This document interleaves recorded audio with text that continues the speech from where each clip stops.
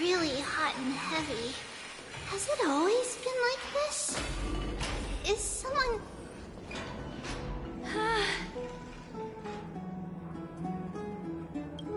What happened here? Watch out! Watch out! For the Kremnoan! Kremnoan? This is... their doing? Aggie, now's not the time to dwell on that. Let's help the injured people first. Excuse me! Coming through! Oh, you two are here as well. That's a relief. Even the Twilight Courtyard is involved? What in the world happened here? I actually just came to relax. But as soon as I got here, I saw all these people lying on the ground. I've examined them, and they don't seem to be seriously ill. It feels like they've just spent too much time in the hot water. Multiple individuals fainting simultaneously from the hot pool steam?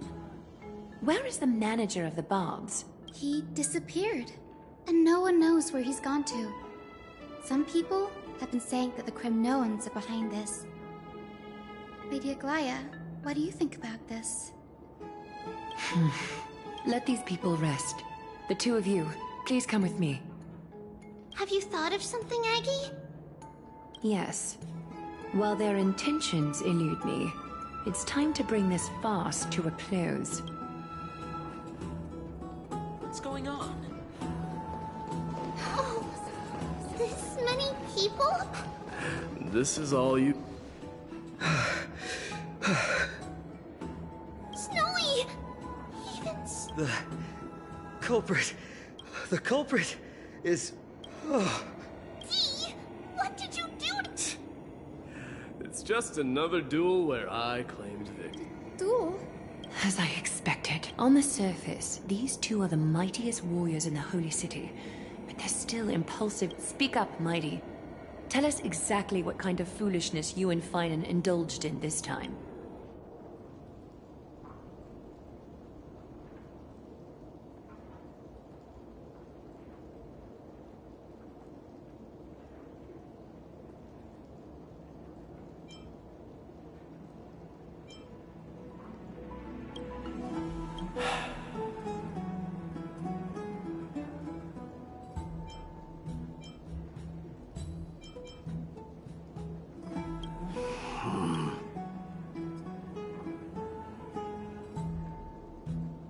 Am I seeing things? Is the magnificent deliverer finally deigning to step outside? What kind of response is that? Nothing.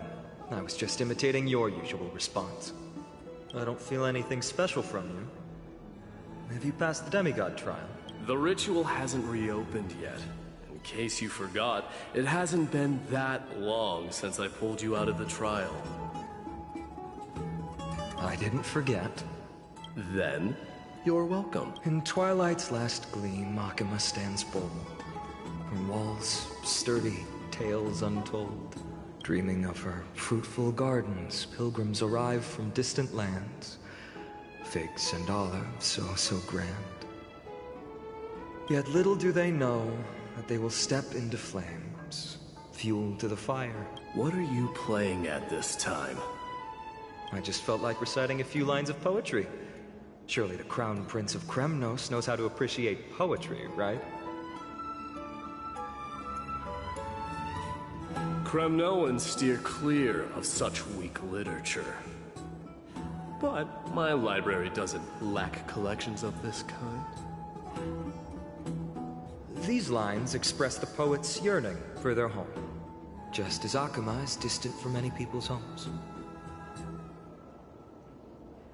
I know how to interpret poetry, Haikis. There's no point in pretending to be profound, my friend. Thank you for helping me out when I was in a tight spot, but it seems to me that you aren't prepared for the trial either. Don't compare your situation with mine. My people are still relying on me. I can't ascend to godhood on my own without first resolving their issues. So, Are you suggesting that you, the mighty Mightimos, and the heir to the throne of Kremnos, wish to defy tradition that has endured among your people for millennia? I'm still thinking about what I should do. Never mind. It's probably not my place to offer you counsel. An idea does strike me, though. Go ahead. Let's see what terrible ideas you've come up with this time. Maybe we both need to relieve some stress. Come, Mightimos, let's recommence our previous competition. This time, we'll see who can stay in the super hot bath for longer.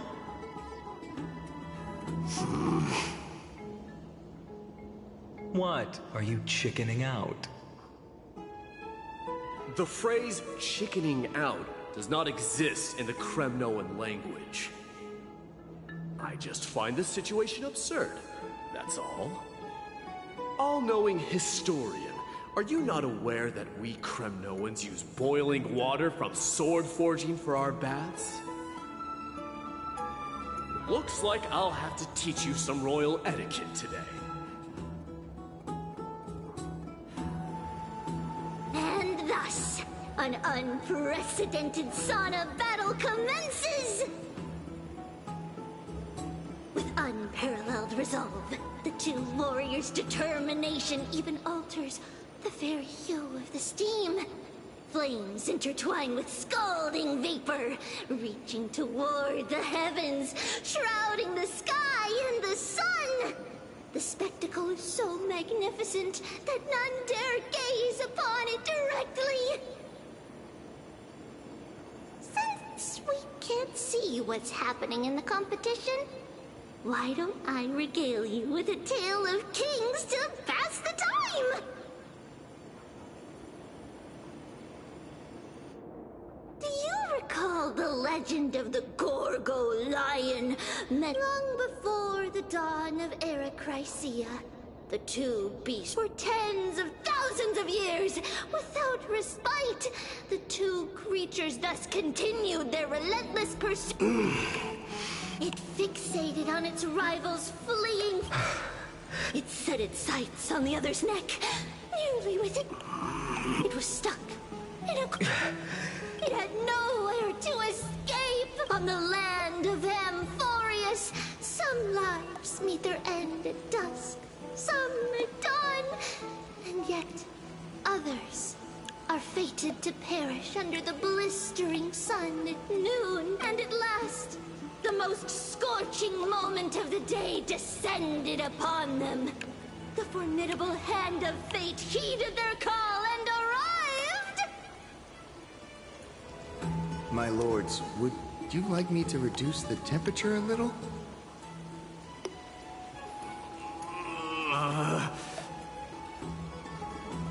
What?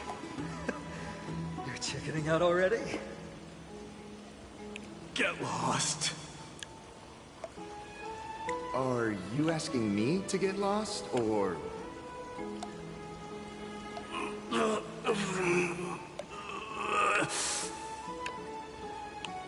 Do whatever you want. Oh, please forgive my presumptuousness, my lords.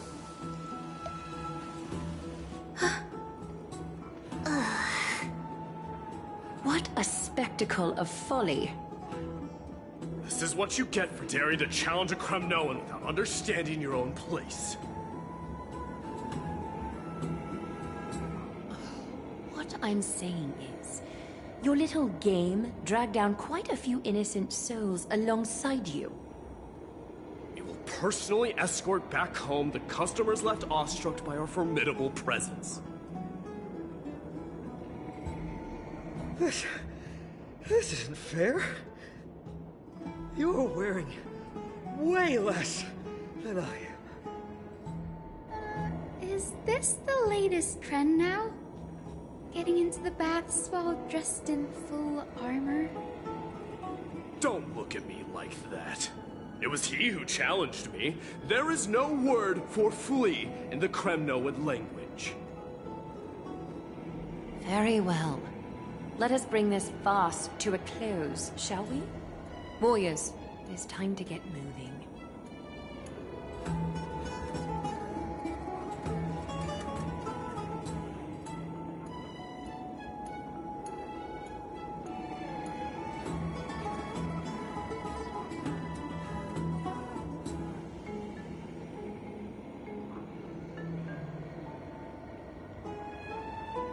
Alas, the flame chase journey is destined to be a lengthy one, replete with obstacles. But thanks to those two, all the gloom has vanished into thin air. Well, we just had quite the commotion. It's not every day we find the Marmorial Palace this serene. Shall we continue with our previous plans? Hyacinth, would you care to join us? Such an empty bath is indeed a rare sight. I was looking forward to unwinding after work. I'd be delighted to accept your invitation, Lady Treeby. How about we go to the biggest bath?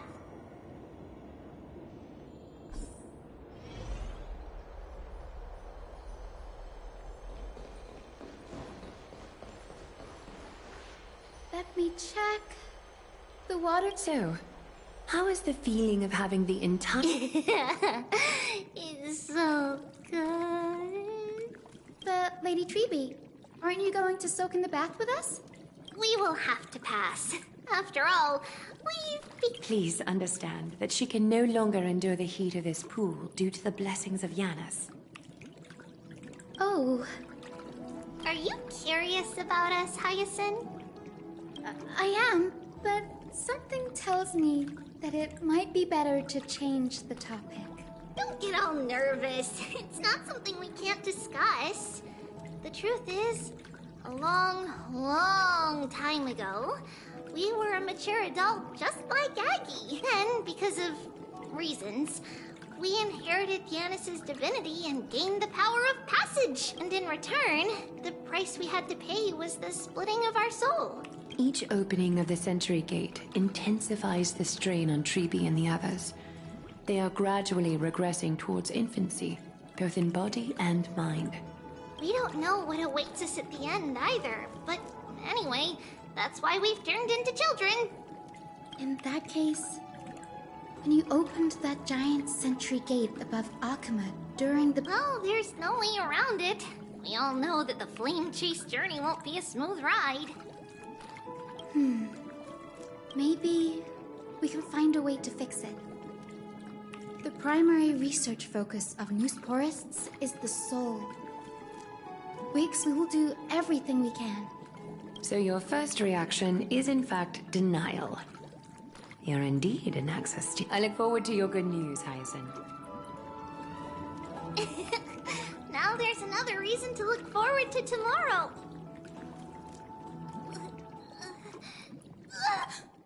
Lady Treeby! Something's off. Wait, no. It's not Trianis. It's Trinan. Trinan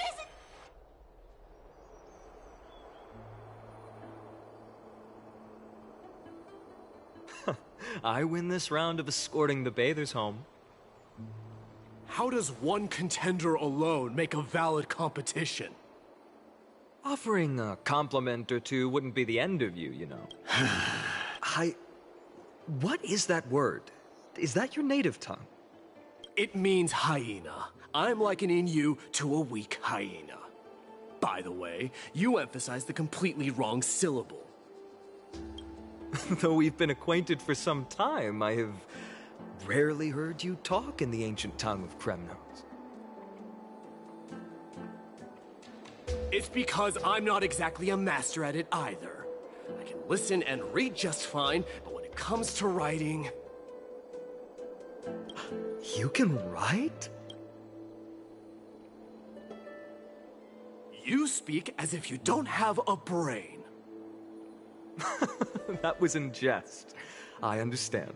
After all, you spent all your childhood wandering far from home. Worry about yourself first, Deliverer. You also never mention your hometown, apart from when you need to introduce yourself.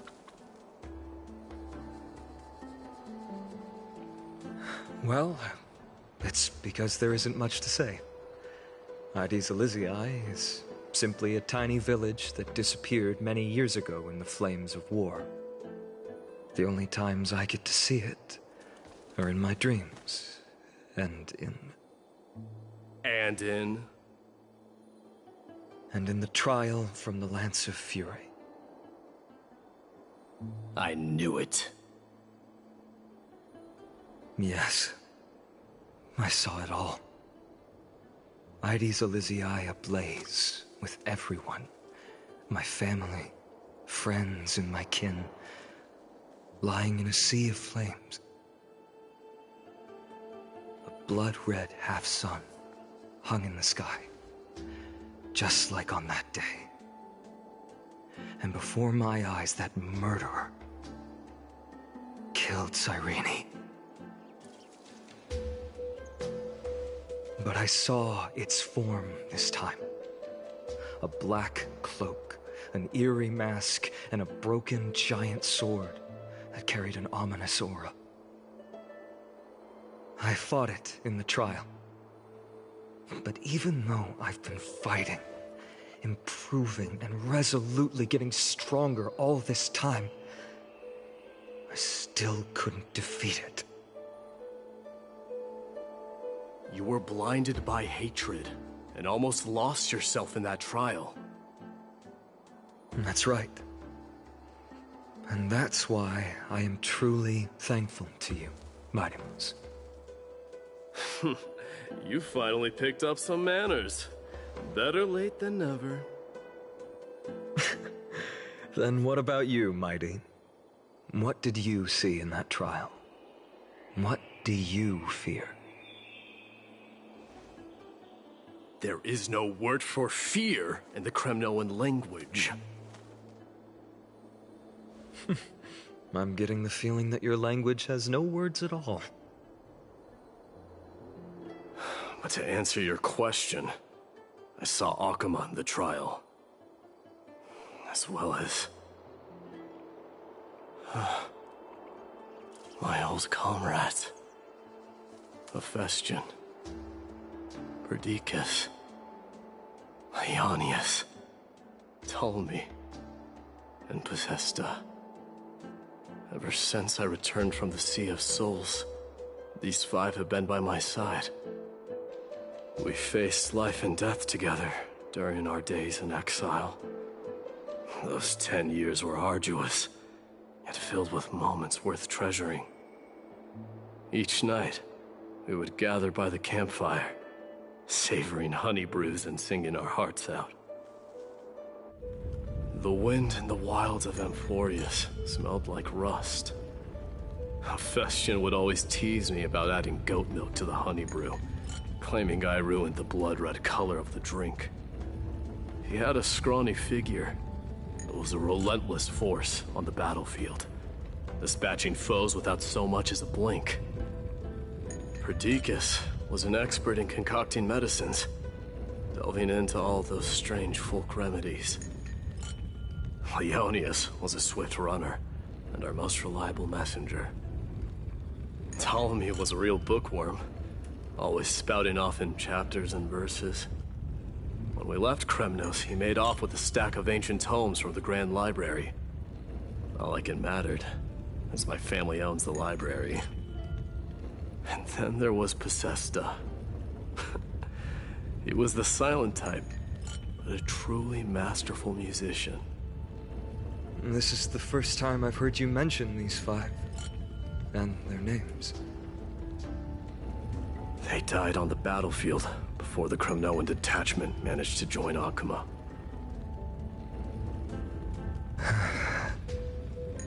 Perdiccas was the first to go. He was shot in the stomach by a poisonous arrow from the people of Ladon in the second month of cultivation. In the end, The remedies mended all but himself. Midamos, do not mourn. I have achieved honor by bestowing a noble death upon the enemy. Leonius died in the 5th winter. Idonia's snowstorm lasted 3 full months. On the night of the fiercest storm, our foes launched their assault. Idonia. Is that the city Castorus used to live in? Yes. Those zealots were as fearless as Kremnoans in the face of death, but they lacked respect for honor. They cornered us in a bottomless swamp. Leonius covered for our retreat. They cut his legs off. He vanished into the mire of a foreign land, his body never to be recovered. This is perfect. Mighty Most, I can finally deliver the news of you ascending the throne to the Nether Realm. 20 dusks later, we finally breached the walls of Idonia and entertained the usurper's plea for peace. However, the rebels refused to surrender and set up an ambush within the city. Ptolemy and his cavalry met their end before they could even relish our triumph. Those obelisks that collapsed after being set on fire became their final resting place. Midamos, please tell my family. It was not cunning schemes that vanquished Ptolemy, but the immense weight of Amphorius' entire history. Then, it was Pacesta. You lured the enemies into the city of Aenionis with his melodies, buying us invaluable time. Our enemies, consumed by indignation when they discovered the trick, set the entire city and my soldiers on fire. His final words were recorded on a small clay tablet, fractured by the flames. Midamos, don the crown. And at last, my most trusted friend, Hephaestion. He was supposed to stand by my side through it all. But a sudden relapse of his illness hit him on the eve of my duel against my father. He hid his condition from me. By the time I returned victorious, he had but a breath left in him. A Kremnoan dying on a sick bed? I would be a laughingstock to everyone. Hephaestion, my dear friend. Spare your strength. I'll go get a physician. No need. Even if Perdiccas were here, he couldn't stop destiny from taking me away. No! None can take you away.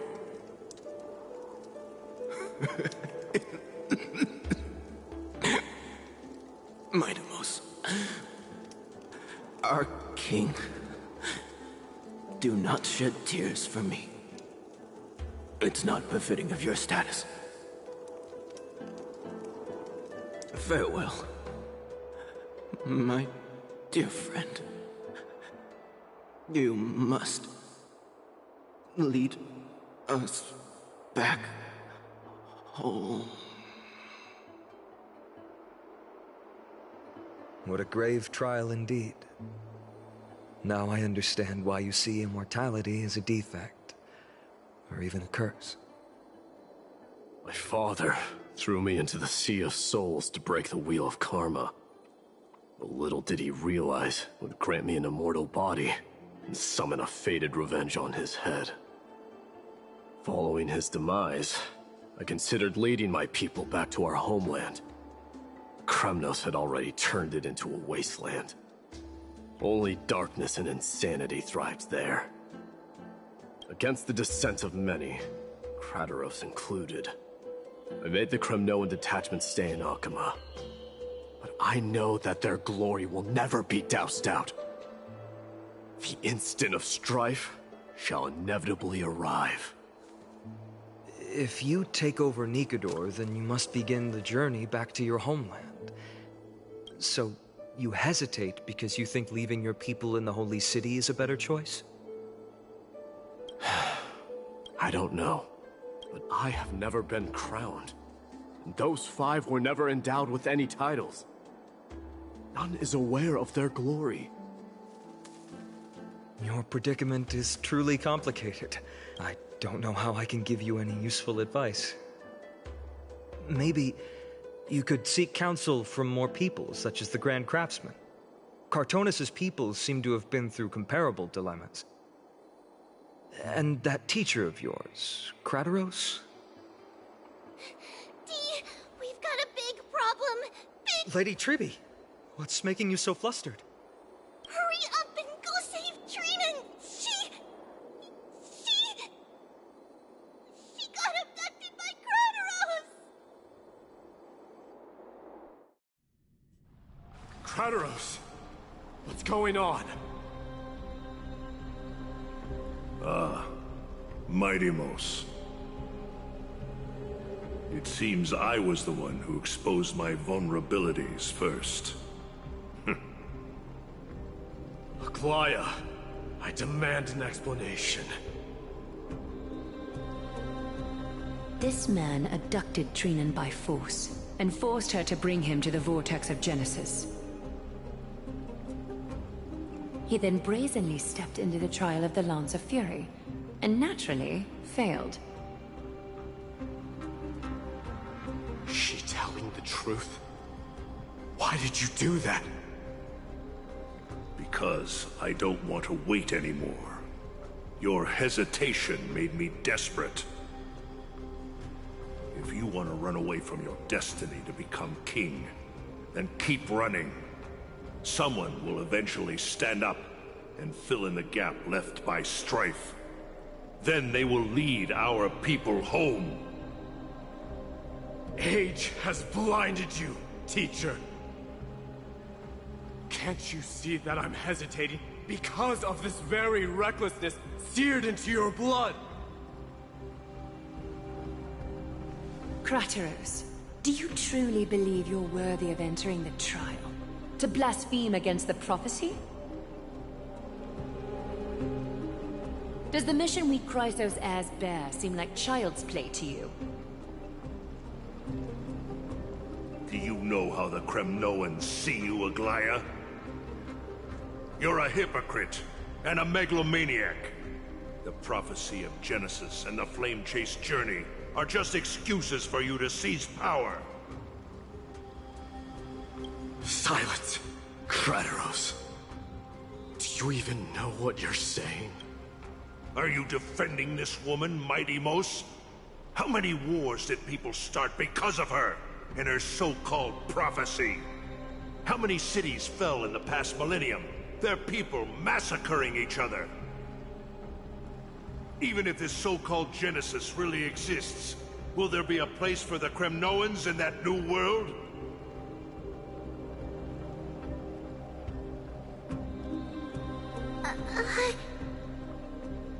Are you done talking? By agreement between the Chrysos heirs and the Council of Elders, those who trespass upon the Vortex of Genesis need not be tried by the Council. I am allowed to pass judgment alone. Krateros, your actions are unforgivable. I hereby sentence you. Aggie, wait! We have a proposal! Someone has to resolve this Lord Krateros did not use violence to harm us. We can sense that his anxiety stems from his concern for his... Please, Aglaya. Hear us out first. I'm listening. I'm sorry, Lord Krateros. We were so preoccupied with deciphering the fragments of prophecy that we neglected those of you not favored by its message. Your accusations were harsh, but justified. We wish to earn your trust, and those of the Kremnoans. I think the best way to do that is to take you to witness the source of the prophecy for yourself. How are you going to show me something that has no form? You've heard about that Outlander, right? She has somehow made a connection with Orynyx and can completely replicate scenes from the past. We will ask for her aid. Tomorrow, at the Abyss of Fate in the Temple of Yanisopolis, we will show you everything from that distant memory, Krateros. A fair proposal. I accept. Until then, you will be stripped of your freedom. That is my one condition, and I will brook no argument. It is not the first time I've been made someone else's prisoner. Do as you please, demigod. Teacher, why did you do this? Forgive me, young master. But I just cannot wait any longer. Ever since your father died, our people and I have been waiting for a day to revive Kremnos. We placed all of our hopes in you, but never received an answer. This obsession for returning home has become a sickness for our people. Wise as you are. You have a clear head, which is why you're also incomparably alone. A smart person can only choose to tangle himself with. If you're truly capable of leading our people beyond this blood-stained, just as you did back then.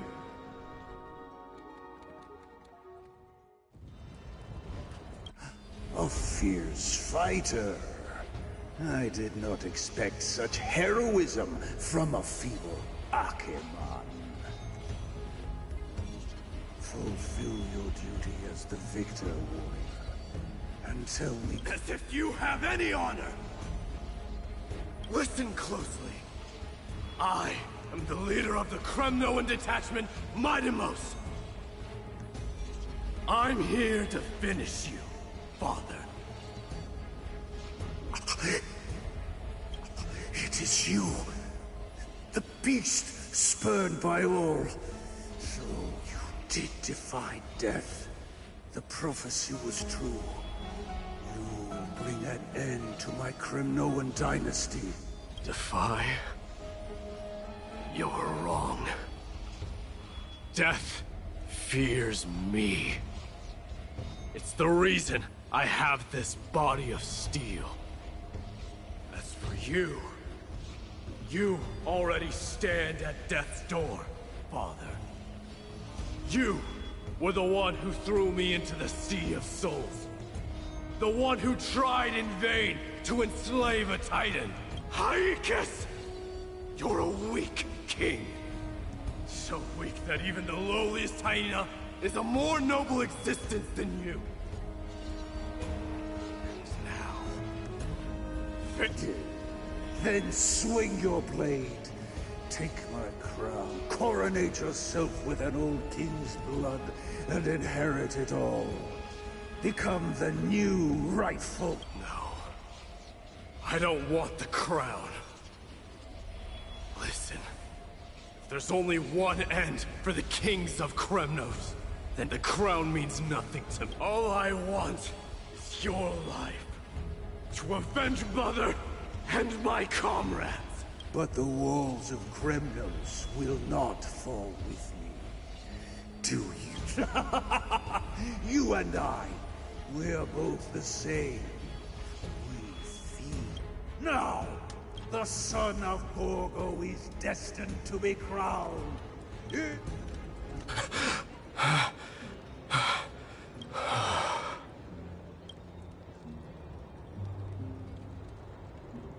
Krateros. He said the Grand Craftsman Cartonus might have some suggestions. Grand Craftsman, how have you been? King of Kremnos it is. That you would come, I knew. You knew I was coming? Your matters, I've heard. The path forward you seek. Many questions you have. But before that, Take this. What's this? A signet ring for the King of Kremnos. Belonged to your mother. Recast and restore it. I did. What? Mother threw it into the Sea of Souls. A long time to fish out it took. Very fortunate we were. I can hardly imagine how much patience and courage it must have taken to find such a small signet ring in the Sea of Souls. I owe you one. Gratitude there is no need for. Repayment for saving me, this is. Questions you bring with you? Ask, now. Fate I've always denied. It's finally caught up to me. By all rights, I should accept Strife's authority. It would make everyone happy. The Chrysos heirs, the Council of Elders, the Kremnoans. Even the bards who will write it all into song. Yet hesitate still you do. Hesitate, why do you, young king? Because of my people. Be they men, women, the elderly or children. The hearts of all Kremnoans yearn for home. They've all been waiting for this day. For the day their king returns. Children of Strife would then be able to go home and embrace the old traditions. Never mind that most of them have only ever been heard in these so-called traditions in song. They would then gather around their king and throw themselves into battle. This is not a good thing, you believe. The Kremnoans have been trapped in a cycle of bloodshed for the past 1,000 years. They seek vengeance, start wars, become prosperous, and decline. How much innocent blood flowed into the River of Souls in all those years? How many needless sacrifices could we have avoided? I accept that fate and become the totem of strife. That lead my people into repeating the same mistakes. Then of course I would be terrified. I'd be terrified of becoming king.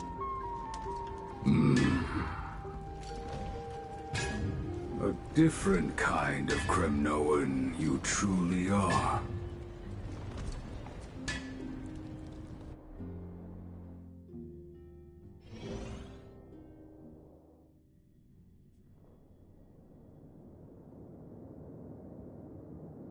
Mama, I had a dream last night. Oh. Now what did you dream about, my darling Trebios? I had a dream that I turned into many me's. Then we made the moon into a ship and made the stars into our sails. Then we floated on the ocean and let the wind blow us in any direction it wanted. Well, that sounds like a lovely dream. Yeah! The ocean and the sky were really, really dark. But there were so many of me that I wasn't scared at all, because we'd all sing together. The ocean wind blew us onto an island where the wind tasted like flowers. There were bleating sheep and chirping birds inviting us to be their guests. There were so many animals on the island, but none of them ever fought. Giannis's holy maidens can receive guidance from the God of Passages. Perhaps what you saw in your dream is a divine land somewhere in Amphorius. You think so? What's wrong, Trebios? You look unhappy. Because on that same island, I saw a dark mountain on the other side of the ocean. And it was very, very tall. The mountain looked alive, and it kept getting closer to the island. Then I realized it wasn't a mountain, but a very, very tall wave made of water. When the wave smashed against the island, it looked like it was going to eat the island up. The small animals tried to chase it away, but they couldn't stop it. Then there was a bang and I woke up. A dark wave. Mama, does something that scary exist in real life? Yes. Unfortunately, it does exist in Amphorius, but it's very far away from our temple. We call it the Black Tide, though it has nothing to do with water. It has no shape or form, but it can swallow up animals, humans, and even titans, turning them all into monsters. Oh, the Black Tide is a baddie. I don't want everyone to turn into its food. Can't we chase it away? Of course, my dear. You only need to behave well and listen to what the adults tell you. Study all the knowledge and etiquette you need, then grow up and become a proper holy maiden. The Divine Yanis will then give you guidance and help you light the way for the people. Wow, I'm gonna eat a lot and study a lot and become a holy maiden. But Mama, you said the Black Tide can swallow up titans too. What do we do if even Yanis is eaten? If that happens, then the Holy Maiden will have to be the one to guide people on the right path. After all, we are the human avatars of the God of Passages, yeah? Yeah! But one person alone is not enough. Once you're older, you'll make a lot of friends. You must do your best to unite them, because that's also our duty as priests. Friends? Are they also like me and Mama with pretty red hair? They might not, but they'll certainly be just as smart and kind as you. Mama? Am I dreaming? Don't be silly, dear. Of course you're not dreaming. I've always been by your side. What? Now be a good girl and call your friends over too. Let's play hide and seek, just like we used to, okay? My Trebios is the smartest girl. I'm sure you remember where everyone is hiding. The voice sounds so far away. I don't remember. Who am I looking for? Your friends, who will chase the Black Tide away alongside you, of course. Is this from my childhood? I don't remember. Bad chest! You can't... Huh? Why is this doll inside a chest? It's holding a sword. Why? Many years later, many brave warriors will board this ship. They're skilled combatants who fear no danger. Ooh, I can learn how to fight too and protect everybody! Silly girl. You're Yanisopoulos' holy maiden. It's not your duty to fight. There will be many others to protect you. Alright. Then where will they come from? I believe one warrior hails from a lovely village where bulrushes flourish, while another comes from a magnificent royal city. Though each has their own troubles, both are ready to lend their strength for the ship's long voyage. In that it this way, they'll always stay on. How could I have known the name Trianne back then? Was it just a coincidence, or...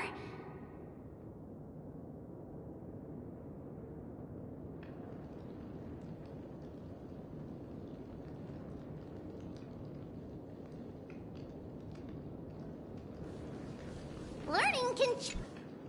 When navigating at sea, you need to know both astronomy and geography. Isn't Yanis's knowledge enough? Oh, sweetie. The ocean isn't like the land. It's easy to get lost. That's why it's important to learn to recognize the miracle of Aquila. Alright. Even though my brain is already super duper smart, I'll still try my very best. Circe also favors children who try their best. They will send a wise scholar as everyone's teacher to help you. I want to be a teacher too! Oh, wait. I'm super duper smart. Why not? But if you're going to be a teacher, you might need to tone down that hyper energy. Then Trinan can do it.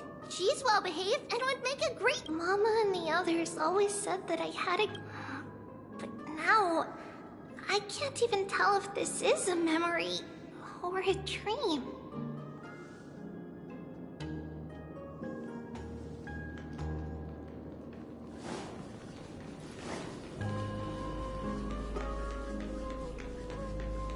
Use the spin. There will be an amazing captain on that big ship. She's cheerful, optimistic, bold, and cautious. She'll be able to get everyone together. Wow, that's amazing! Can I be the captain? Of course you can.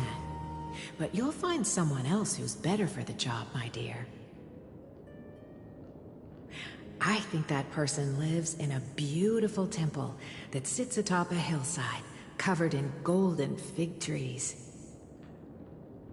There's a noble girl there who's very smart, but also very delicate. Just like Mama? Perhaps. But before we find the captain, the ship also needs someone who can navigate it. Who could that be? Let me think. I know! She's... Treevee! I named this doll after myself? I don't remember it all. Is this a dream or something? Come, let's line them up. Now, Treebios, set them on this music box and let them compose a melody for our song. Music box? What's... Sweetheart, are you still groggy from your nap? You I invented it. Oh, my lovely Treevee. You're usually so bright. What's gotten into you today? Well, you might as well see for yourself. Put your good friends on it and see the wonders it can do. Put the dolls on. It's rotating. And I can hear something. That's right. It's a music box. If you place the dolls in the right spots, it will start rotating and play beautiful music. Out of all your inventions, this one is my favorite.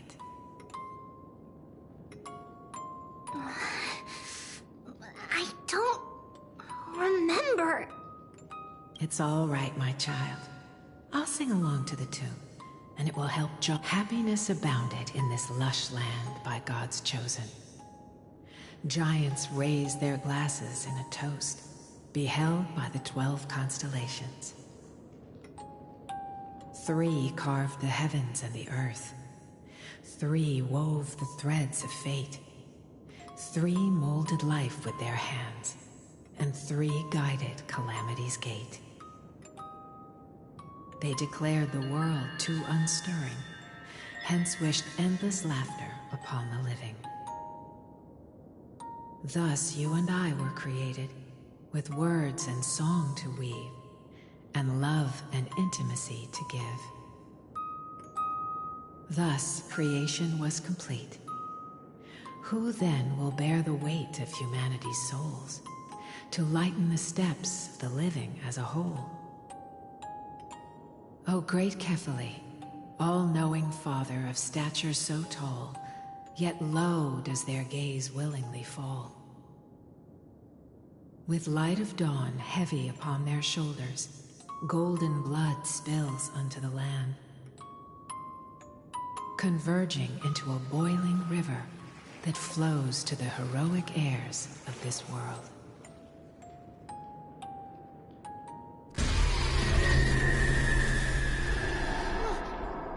What's going on? Oh yes, please lend me your ears.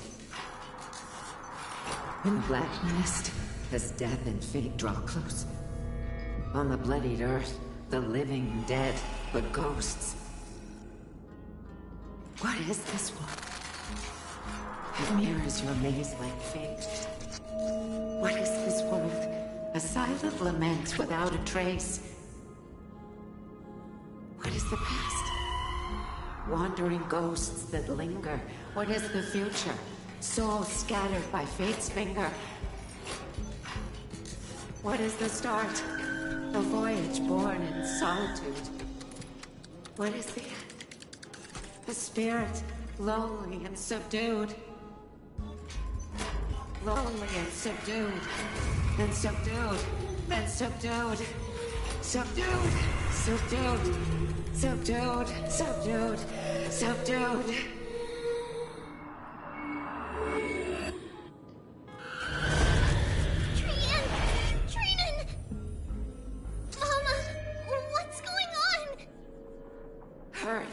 Run! Trios, run!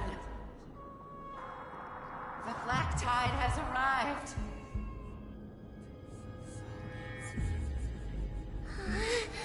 Where can I go?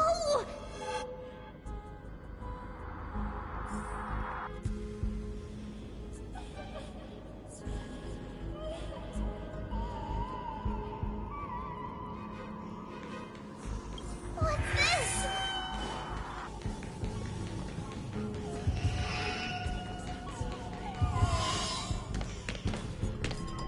Why?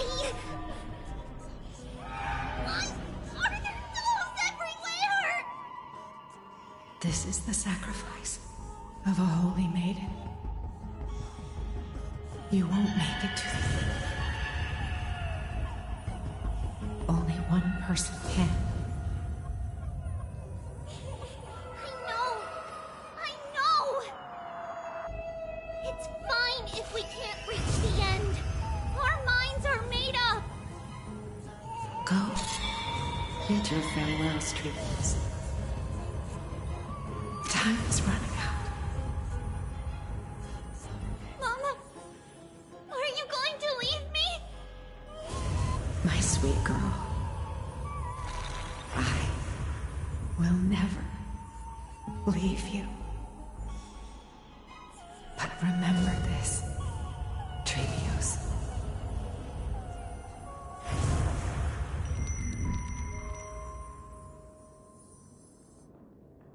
All shall bid farewell to one, and that person alone will witness the miracle. Since your mind is made up, then traverse the black tide and dispel them. I shall see you tomorrow, my dearest Tree.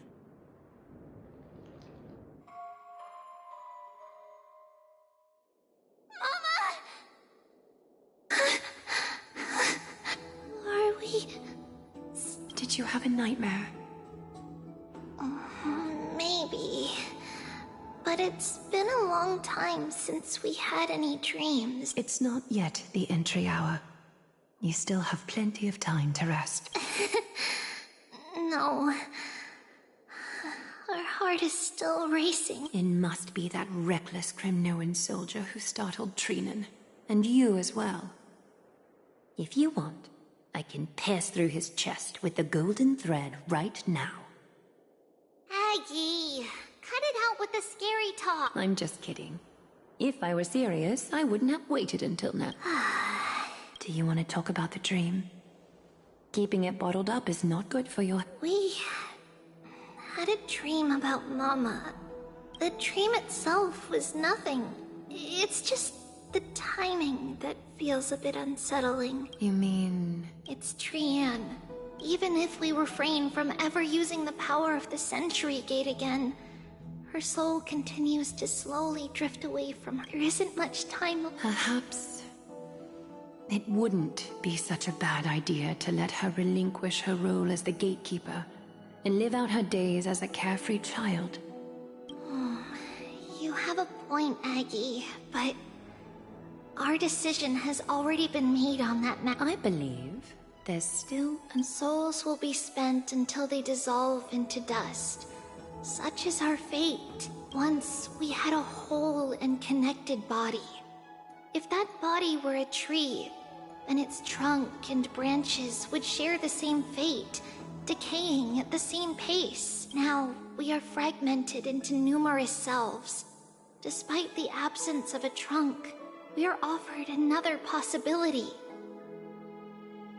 We can choose how our branches will perish in a way that is most beneficial to the Flame Chase journey. Compared with saying farewell to one person, watching many fade away before me is even more sorrowful. But advancing is the destined end of Yanis's trial. There's no retreat in our path. Don't feel sad about saying goodbye to us. We've already agreed on this, right? It won't be long before I forget what sorrow tastes like.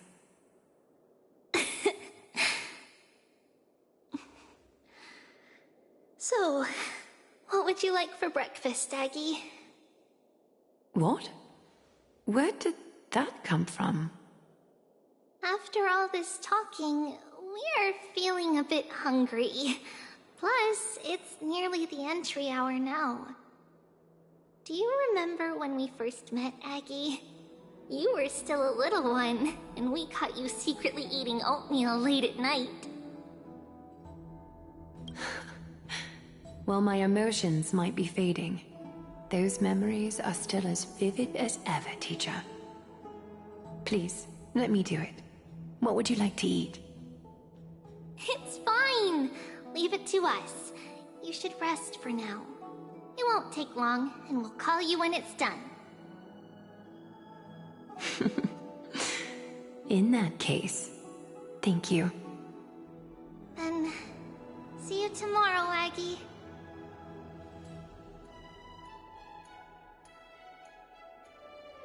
Nevertheless, that nightmare is ominous. Memories are slipping away, even the image of Mama. Just as expected, another trip must be made into the abyss of fate. Hopefully Orynyx will be willing to help us.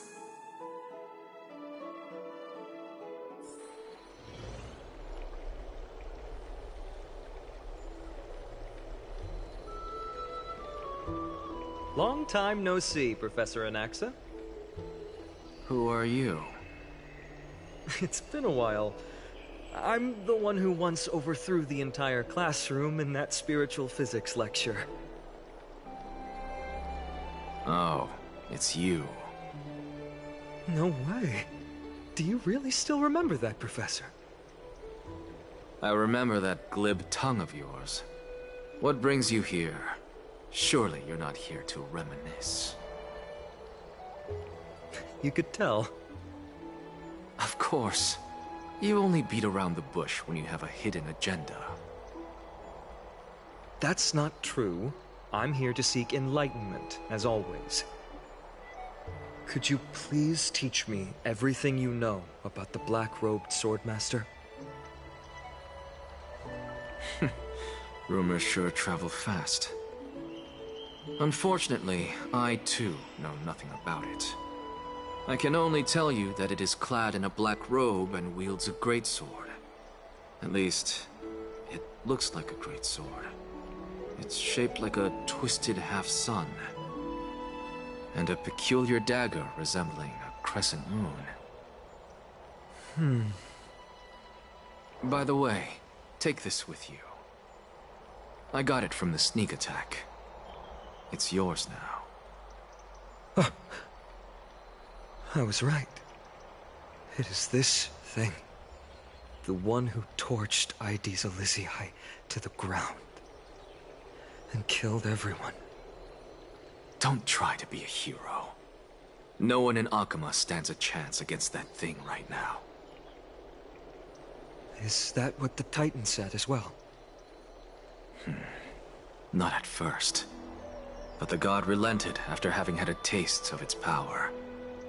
Even with the god possessing me, I couldn't fight against that blade. That incredible power doesn't seem to be granted by any Titan. Are you suggesting that it originates from beyond Amphorius? It's possible. Much like the Black Tide, no? Nonetheless, it's an enemy we must overcome. We? Drop the pipe dream, Phainon. No one wants to see you fall by their blade. His mere presence will endanger the Holy City and the Flame Chase. You know that I don't believe. You don't believe in the so-called prophecy, I know.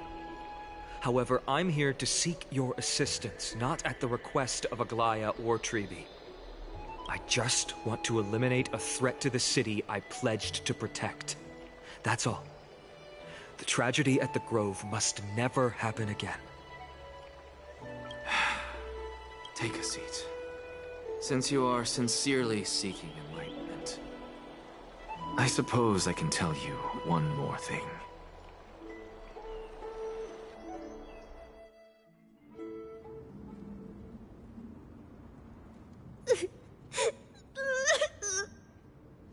What's wrong, Trian? Nothing. Just remembering what happened at the Grove. Monster in the black cloak. So scary. Everyone in danger. Nightmare. I can't forget. Don't be scared. There are no bad guys here. Didn't you save everyone with the Century Gate, Trian?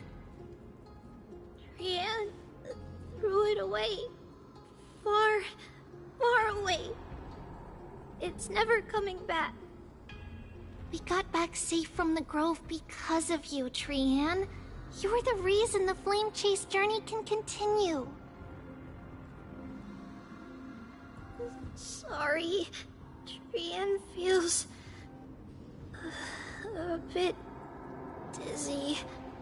Why are we here again?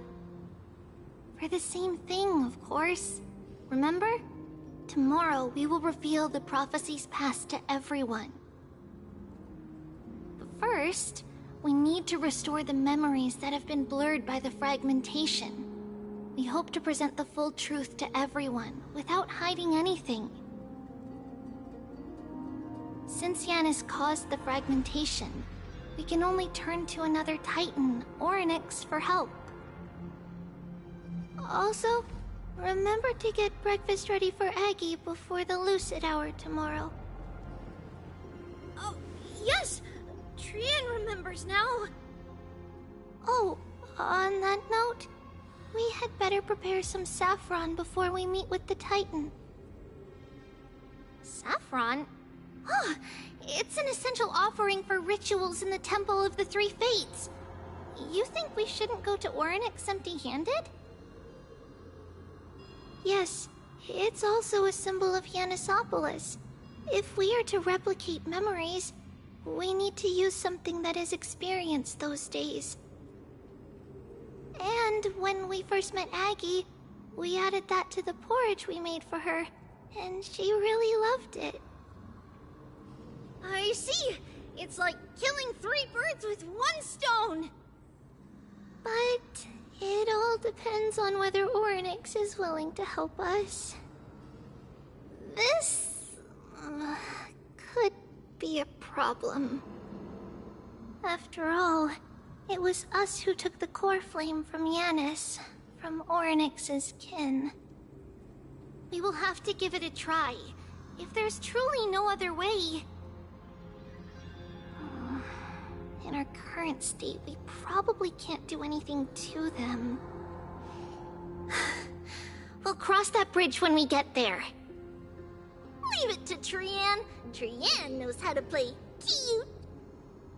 In any case, let's look for Saffron first.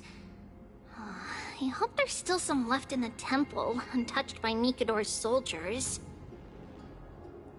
I remember that aged saffron is preserved in sealed jars. Let's be on the lookout as we go.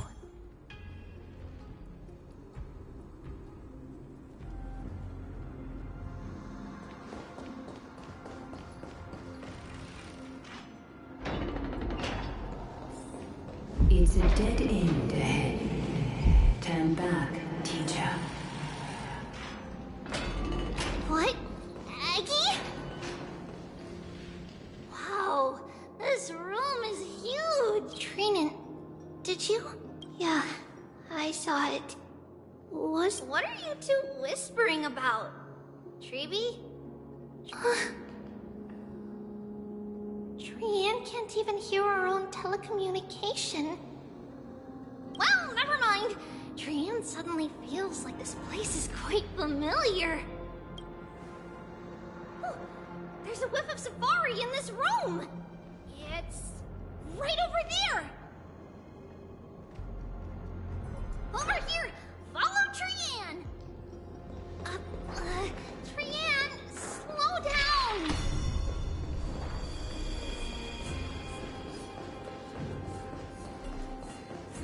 Even if separation is our fate, a futile death is not the solution. Right here! I summon thee, Orynyx! Stir up ripples of something's up. Wait, we should read it first. Wait, this is a letter? It mentions something about Saffron and Treepios? Isn't that name... Never mind that for now. Why is this letter here? And how did Trian sense it? Could it be our lost memories? Is it possible that we were already noticed by Orynyx and entered their trial? But why haven't they said a word?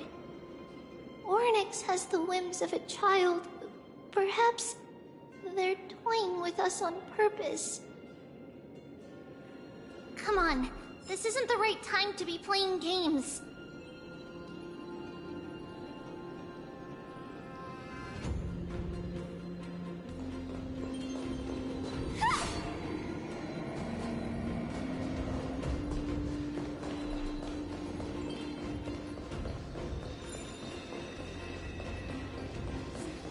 Separation and death, reconciliation doesn't come easily for a mortal.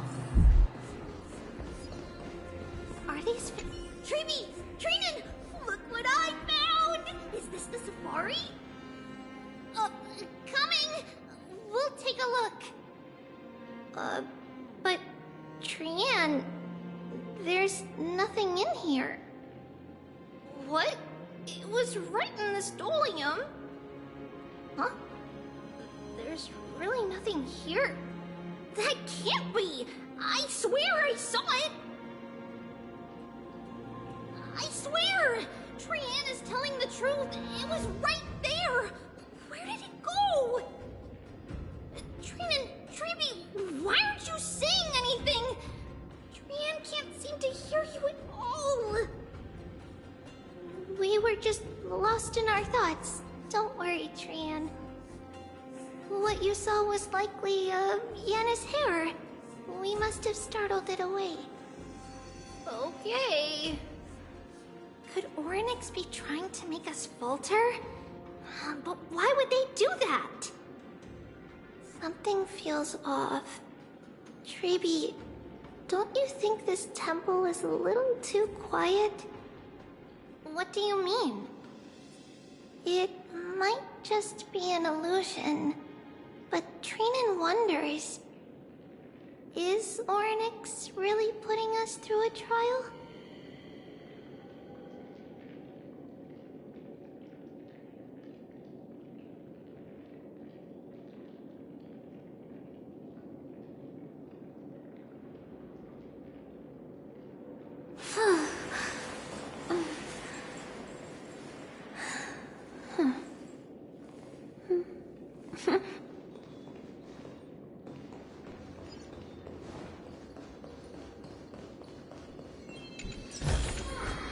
No danger detected, but never let your guard down. Still no luck finding any safari. I suppose we can do without it. Let's try to convince Orynyx. Whoa. Treeby, Trinan, look at this! So cool! It's really quiet in here. Do all Titans live in dark places like this? What's going on? Orynyx disappeared?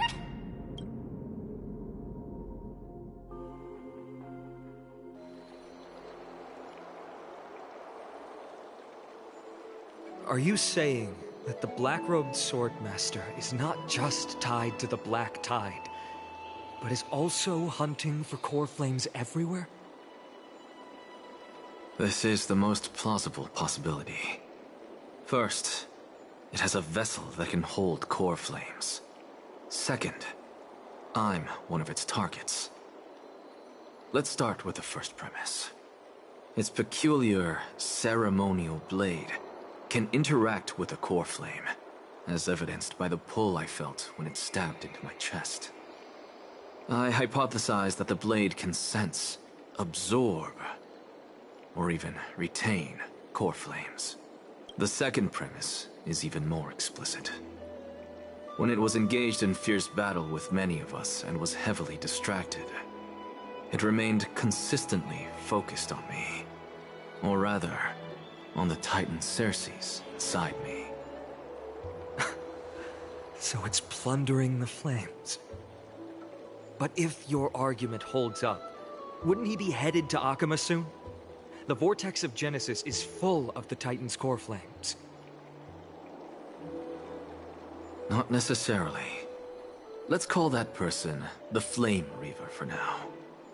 If my presumption holds, that person has 3 targets.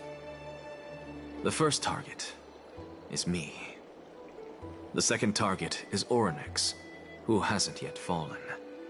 And the third is Akama and the Vortex of Genesis, where the core flames are housed. But I suspect Akama won't be their first target. Kefali's core flame is guarded by the Council of Elders' arcane power.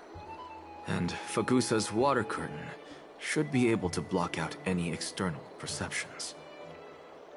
What about Thanatos and Aquila? Their core flames are yet to be restored. The whereabouts of Thanatos remain a mystery to all. As for Aquila, can you fly? No, I can't. Why are you asking that? Can that Swordmaster fly? Good point. But what if he does grow wings? If they had wings, I wouldn't have made it out of the grove alive. That's a relief. Anyway, since the Flame Reaver has 2 targets, we need to move fast. With the distances between Akama, the grove, and these potential targets, I believe we should bolster our defenses and...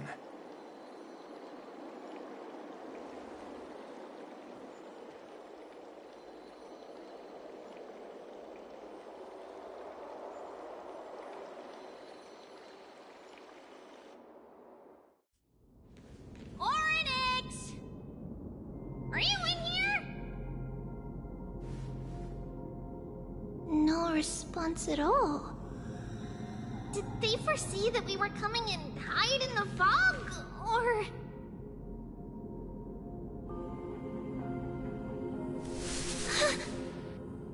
Treeby, we should leave. This temple has other people in it. What? Oh. Listen, footsteps. Fast ones. 3 or 4 people coming this way. Come on, we need to hide. Whoever they are, we can't let them see us. Treeby, Trainin, come check this out. What's this? Tran feels like it's so...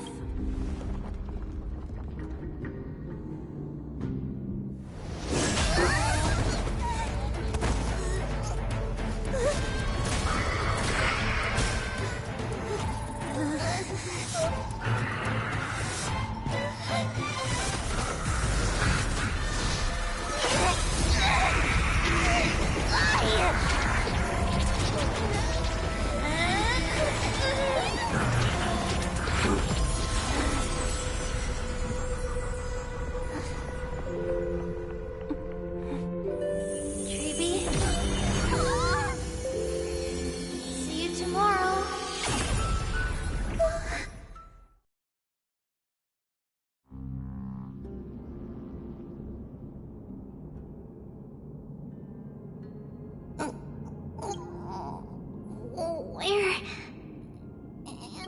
Little Gray? Snowy? Wait, where's Trian? Is she back?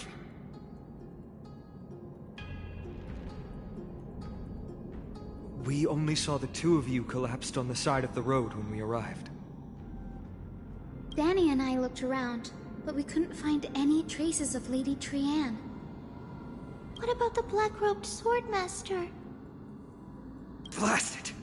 Of course it's him. We were still too late. I fear something bad has happened to Orynyx's core flame. Then Lady Trian... She doesn't have much divine power left. We can barely sense anything.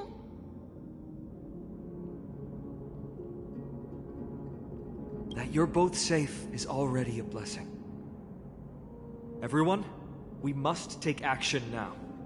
We should split into 2 groups. One group will stay in the Abyss and meet up with Aglaya's reinforcements, then search for Trian's whereabouts. The other group will come with me to pursue the black-robed swordmaster and recover the core flame.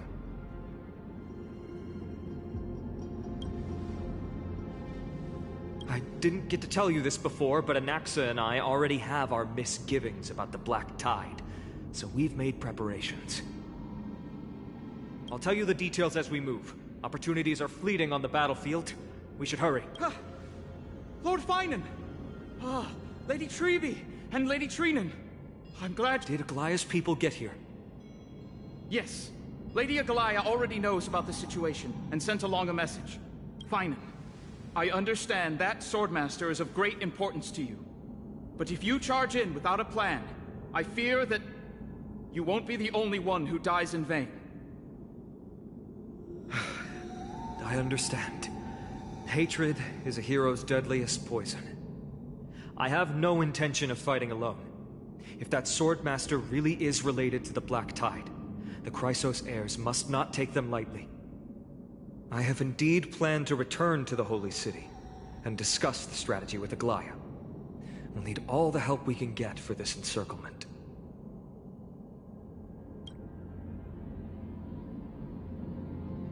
Trinan will stay in the Abyss too. That way, both sides can communicate with each other if anything happens. Thank you, everyone. Partner, Treeby, let's go.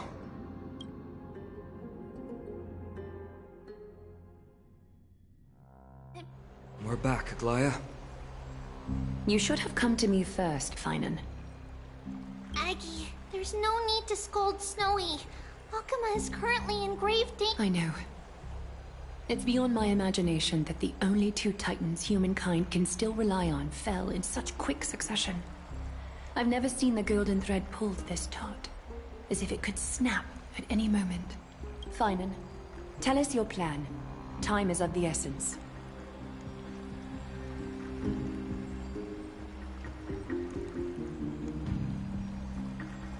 This being is not just hunting titans, but taking the core flames too? Yes. Just like the Flame Chase journey is doing.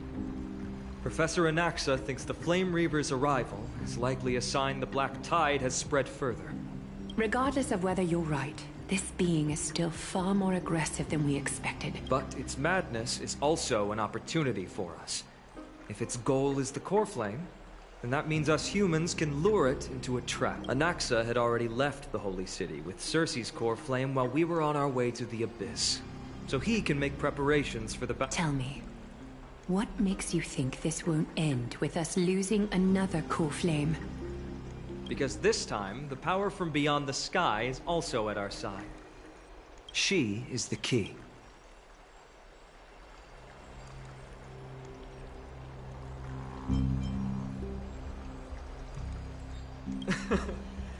We need your other companion, too. Ma'am, do you mean me? I see. Finan, that battlefield you mentioned, is it Castrum Crimnos? Yes. I'm sure everyone remembers the astonishing miracle our partner here performed with her companion during the battle with Nikador, and how they awakened Castrum Kremnos' past. That will be the key to our victory. We then will seal the Flame Reaver in the maze of time. Impressive. Orynyx has fallen, and Yanis's divine power already belongs to Akuma. Once we take back the core flame, the Swordmaster will have no means of escape. It's very clever, using the element of surprise instead of brute strength. Can you do it, little one?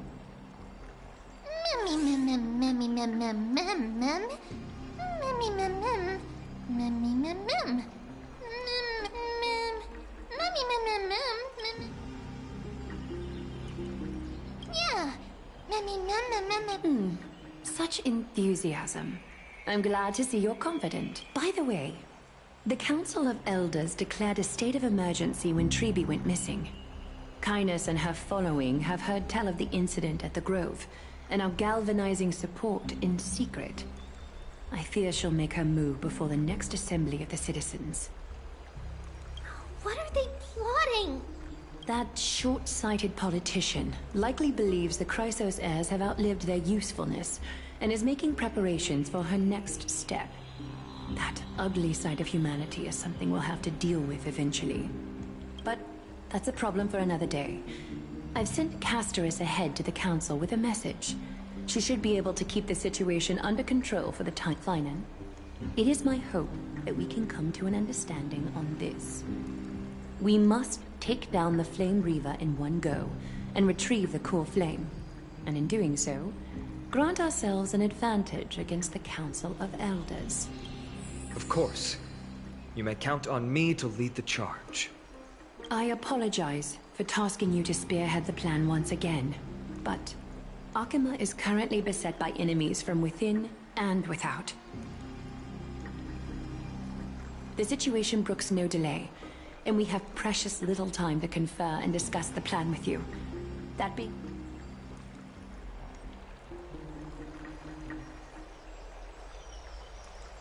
I may not be as masterful as Trian when it comes to the Century Gate, but even I can open a nice big gate if I have enough time. As for whether we can take back the core flame, that will be up to Anaxa's capabilities. Based on what I know of him, he can do it. I'll be honest, we can't. But the Flame Reaver will have to step over my dead body if they wish to do you harm.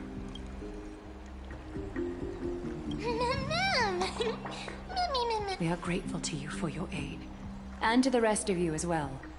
May Kefili sharpen our gaze and grant us You mean Mighty? He's dealing with a different problem. Don't worry. That man would never miss out on this fight.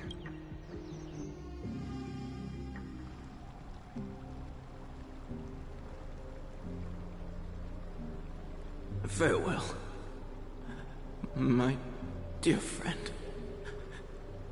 You must lead. You and I, we're both the same.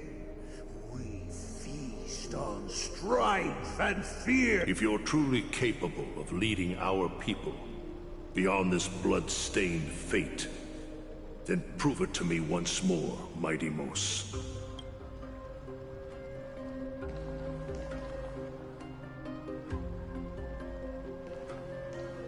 I knew you'd be here. I heard you're about to set off on an expedition. That's right. It's going to be a tough battle, and our destination is... turns out to be Castrum Kremnos. Is that why you're here? To pray to the dead Nikador? No, just the opposite. I'm here to tell you, you can entrust the front lines to us this time. You can't afford to lose your upcoming battle either.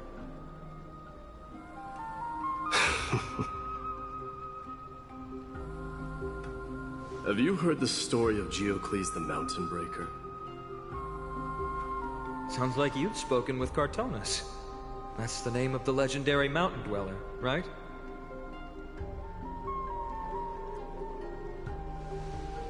Let's have a chat before we go our separate ways. Cartonus told me that back in ancient times, the mountain dwellers lived in seclusion. They spent their days quarrying and gathering, living a simple and peaceful life away from strife. But Geocles was different. He resisted their traditional way of life, yearning for the world beyond the mountain.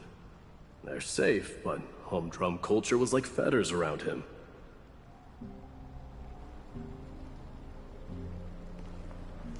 He sounds a lot like you.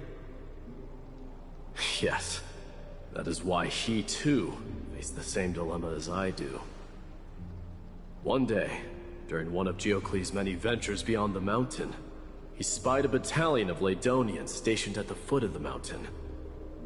The Ladonians were at war with their arch-enemies, the Companions, and they used the mountain as a base to carry out guerrilla warfare operations. When Geocles, who had taught himself the common tongue, approached a soldier, he learned a shocking piece of news. The Ladonians were planning to plant mines and explosives all over the mountain, and then lure their enemies within. With danger lurking with every step, the mountain dwellers' homes were no longer safe. Geocles quickly returned to his village to bring the news to his people. But... let me guess. They refused change and chose to put up with the situation instead. That's right. The mountain dwellers were fearful of even the smallest change to their lifestyle, let alone leaving their home. Despite the imminent war, the elders would rather negotiate for peace instead of leaving the mountains. This made Geocles both angry and sad. But he didn't give up. If you were in his shoes, what would you have done? Lead my people on a resistance, perhaps. I'm not sure. I can't think of a solution that would make everyone happy. A solution that would make everyone happy, huh? That's how naive we are. Well, let me tell you what Geocles did.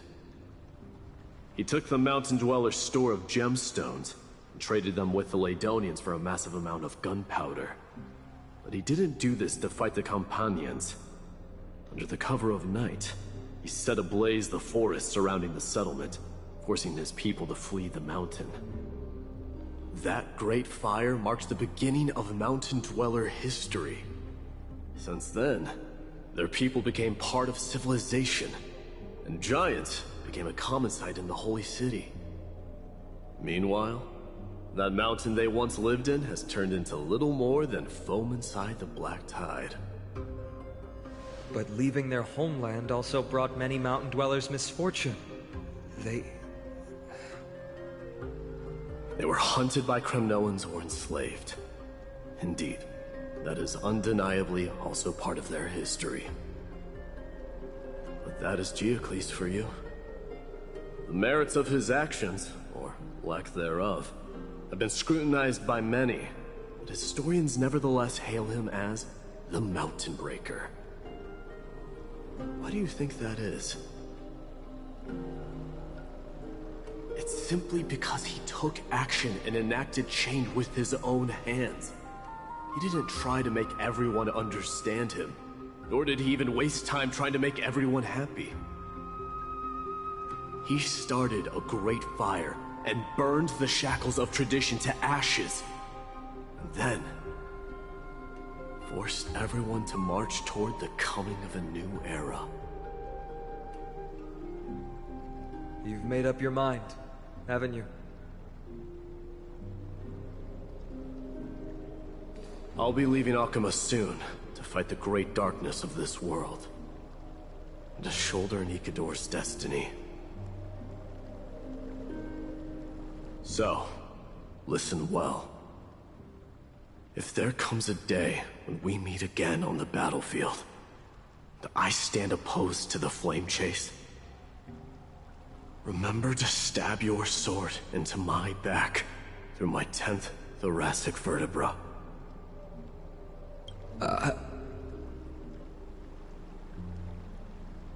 You have my word.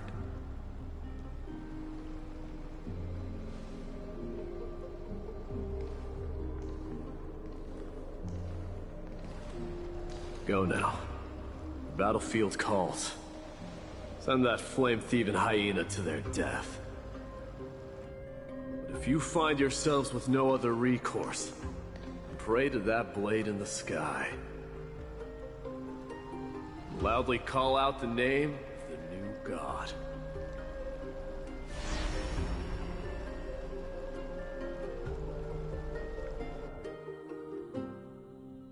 That's the sound of an all-out war. Not the kind of rocket. Let's hurry. The battlefield?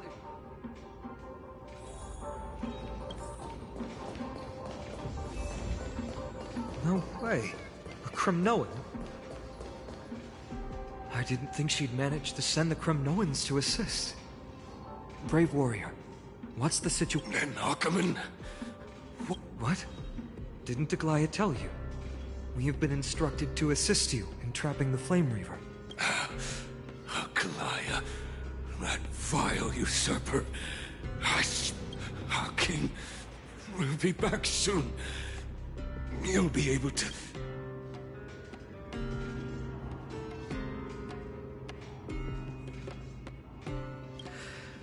The Kremnoans really are just like their king. Rest in peace. May your glory last forever. Did they come to fight on their own accord?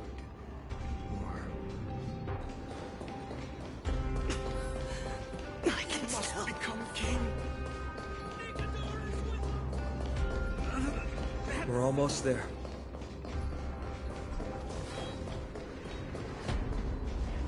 Once we take back the core flame, Yanis's passage will open.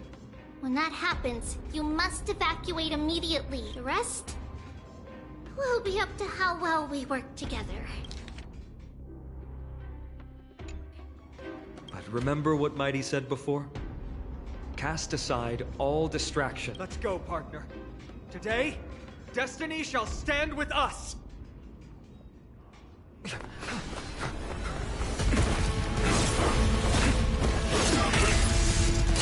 Finally.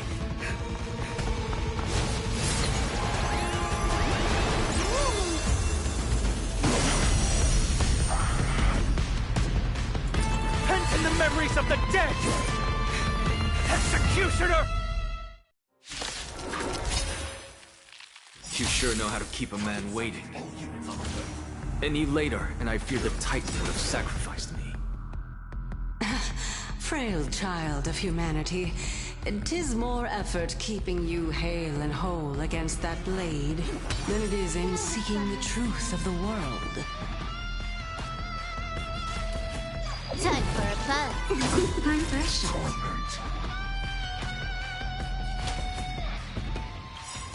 That's better.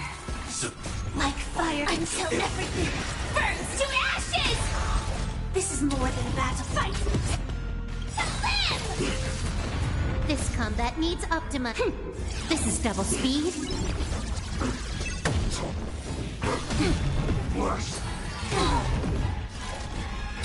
Set the seas ablaze!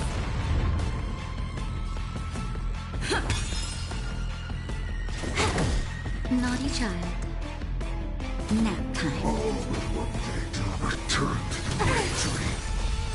Firefly Type 4 in position. Fight to live! Take your positions. Time for a buzz. Stand in position. Attack! Time for a shot.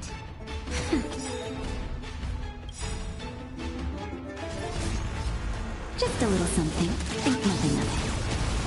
Support received.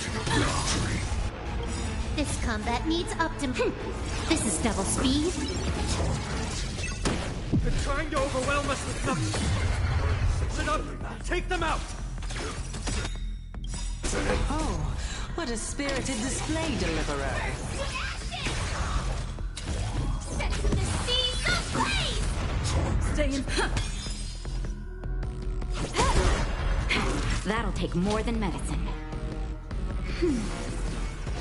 This is more than a battle. Fight to live! More enemies. Score. Set the seas ablaze!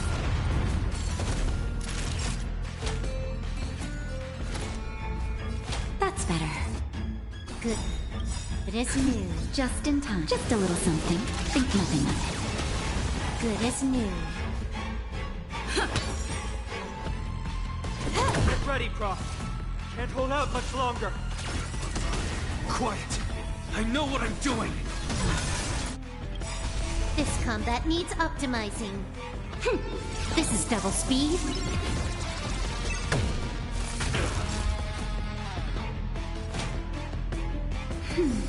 Support received. Take your positions.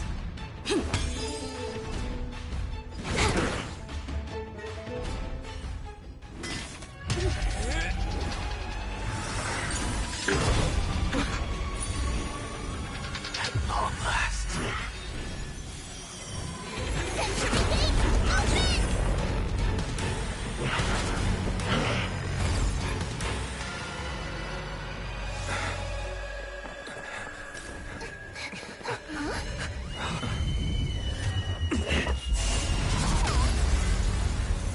How embarrassing.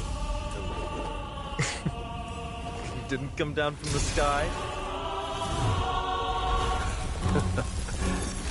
This city is mine anyway. Why shouldn't I go through the front door?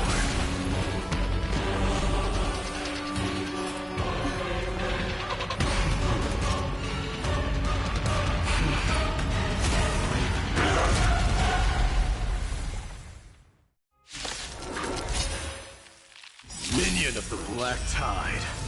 I, King of the Kremnoan Legion, will be your opponent today. Long time no see, Nikador.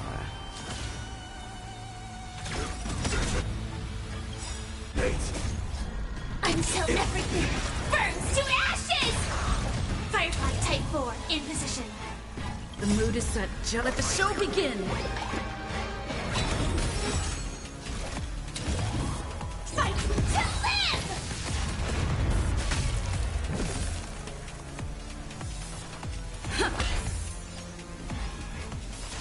Time for a fun. Nap time. Set the seas ablaze! petty tricks. Stay in step.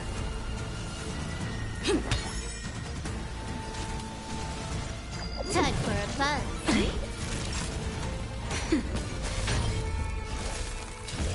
Fight to live! Vanity leads to self-destruction. I am ascended in darkness to examine.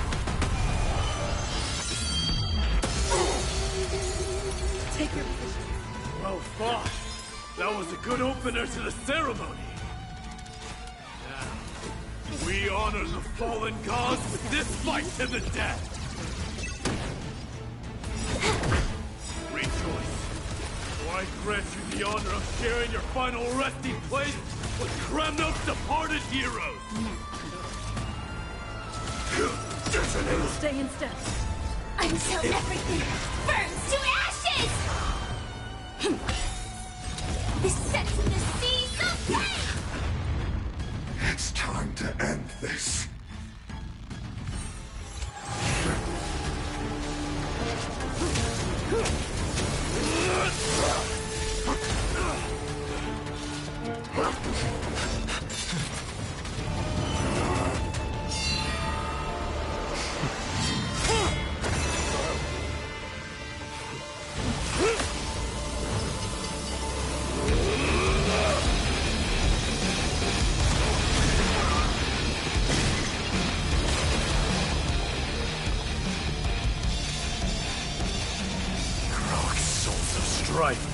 Heed my call! I am the Lance of Fury. The agony this world needs!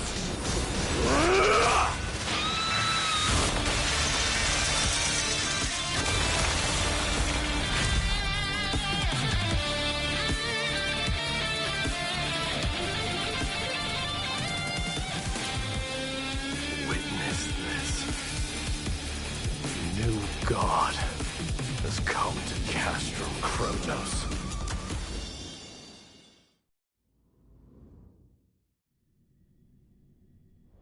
Look! The warriors have returned! But are the rumors true? Has Ornix... It's as the Council of Elders said. We face a dangerous threat. Yet the Chrysos heirs are only inciting more chaos. They really gave the core flame of strife to a Kremnoan at the end. What a noisy crowd. This, doesn't feel right. It's probably because Ornix is gone. Ornix was a generous titan in the eyes of the people. They graced us with miracles, allowing humanity to reap many a convenience from the past. What they don't know is that the Titan didn't do all of that of its own volition. Regardless, the Titan has fallen, and we must surrender Orynyx's core flame. A meeting with that woman again so soon? I just can't catch a break. Professor Anaxa, why don't you find someplace to rest first? Matters that require Aglaya's attention are piling up. You two meeting again will, forgive my honesty, only distract her. Just try to stay on your best behavior, if you know what I mean. That's not up to me, I'm afraid. I've been trapped in her prison the moment I set foot in this holy city. The price of having a Titan living in my head, I suppose. Don't worry, I don't want trouble either.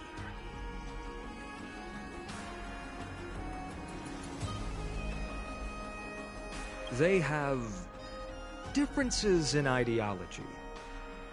Alright, I suppose that's putting it lightly. Don't worry, you'll figure out the intricacies of these relationships sooner or later. I'm sure you don't need my help handling Ornyx's core flame. So I'll be off. I have some personal matters to attend to. It somehow feels like D has closed himself off even more after he completed his trial.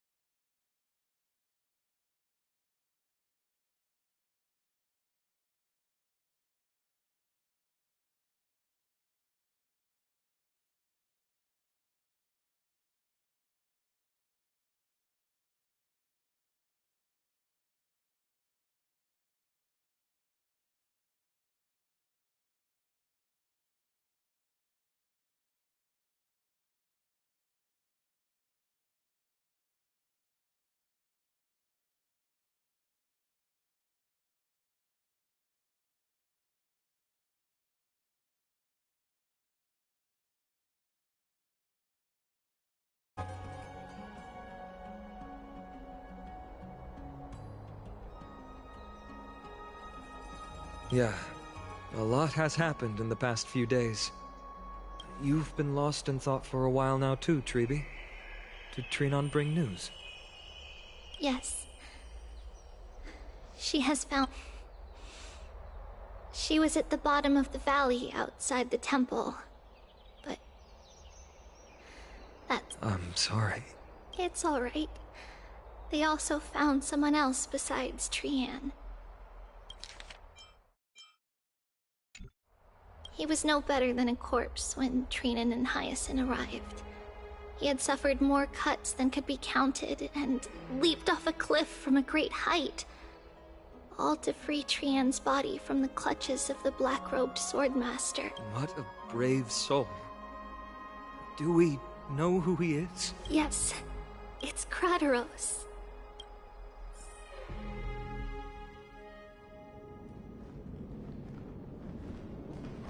Stop!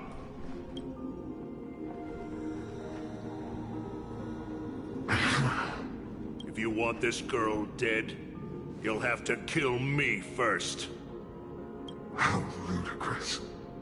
Your body made of flesh and blood as it is will not survive more than a single strike from me.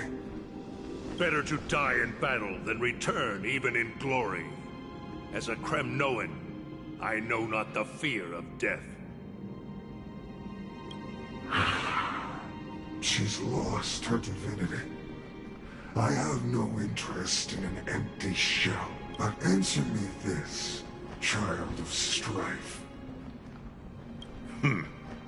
As the leader of the God Shield Brigade's elite, I protected the king against the Black Tide with this very shield. And I've done this over and over, hundreds and thousands of times. A pathetic killer like you could never understand the weight it bears.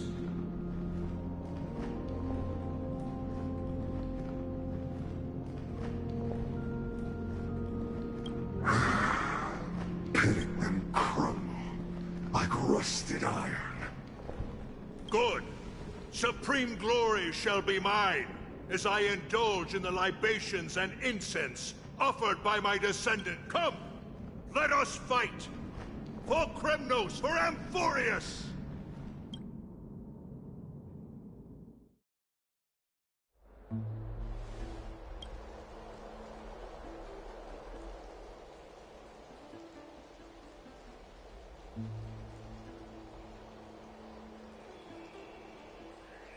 We foresaw this cruel parting 1,000 years ago.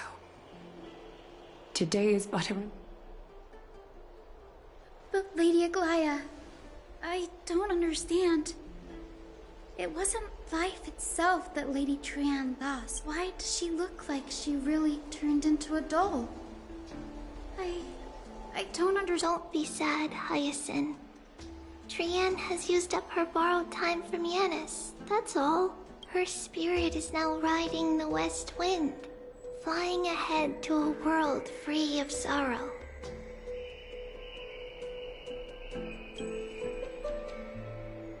If a world like that truly, does that mean everyone from the Grove is there too?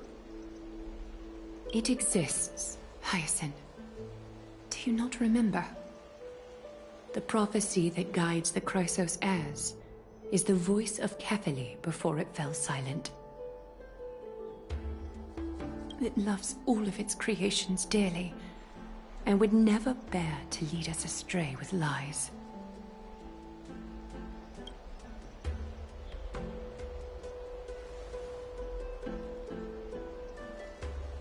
What about the Kremnoan veteran? How is he? The Twilight Courtyard has done all we can. Even so, I had to use the Sky Priest's techniques to help him to walk again. But if light ever disappears from Akama for good... no.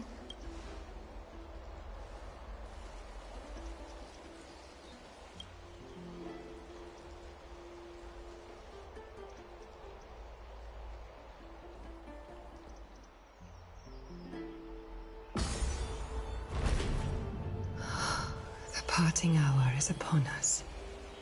Yet the golden thread runs slack. The heroes have returned with their spoils. Everyone, please take this opportunity to rest and prepare for what awaits us.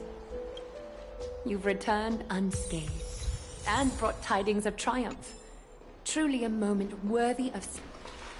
It's incredible to think that we returned Nikador's core flame not so long ago. It wouldn't be an exaggeration to say that you and your friend's arrival has melted the glaciers of history.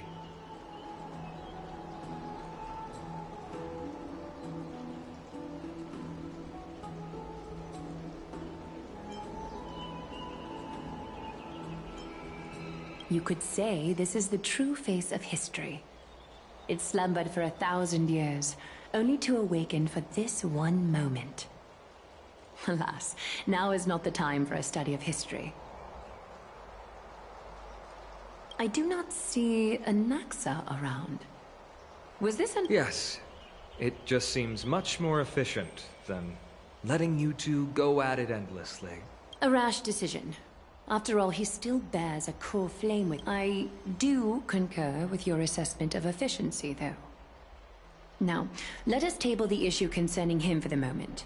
The more urgent matter is the core flame of Oronyx. The Chrysos heirs had initially crafted a plan regarding the order to return the core flames. For titans like Oronyx and Circes, who harbor no intentions of harming humanity. Our strategy entailed assuming their divinity only at the very end. But this unforeseen turn of events has thrown everything into disarray. If we don't return the core flames to the vortex of Genesis, and we leave the Titan's divine positions vacant, we can't even begin to imagine the disaster that would follow. But the most pressing issue at hand is that we haven't found the Chrysos heir capable of bearing Orynyx's divinity. Finan, Castris, Mighty, and Hyacinth. Treepy and I devoted a millennium scouring the world. Only a chosen few possessed the capacity to assume divinity. The elite among the Chrysos heirs. We would never hastily extend our invitation without first verifying their potential to bear such power.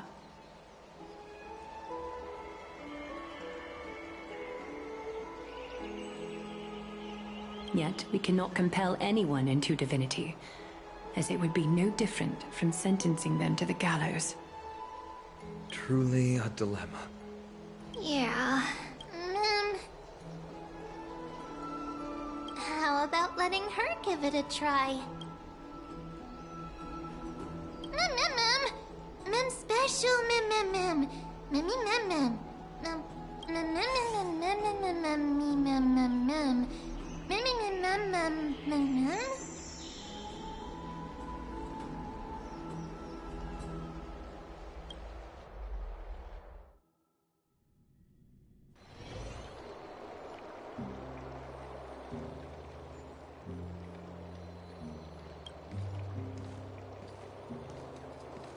I see the Reaper has forsaken you too, teacher.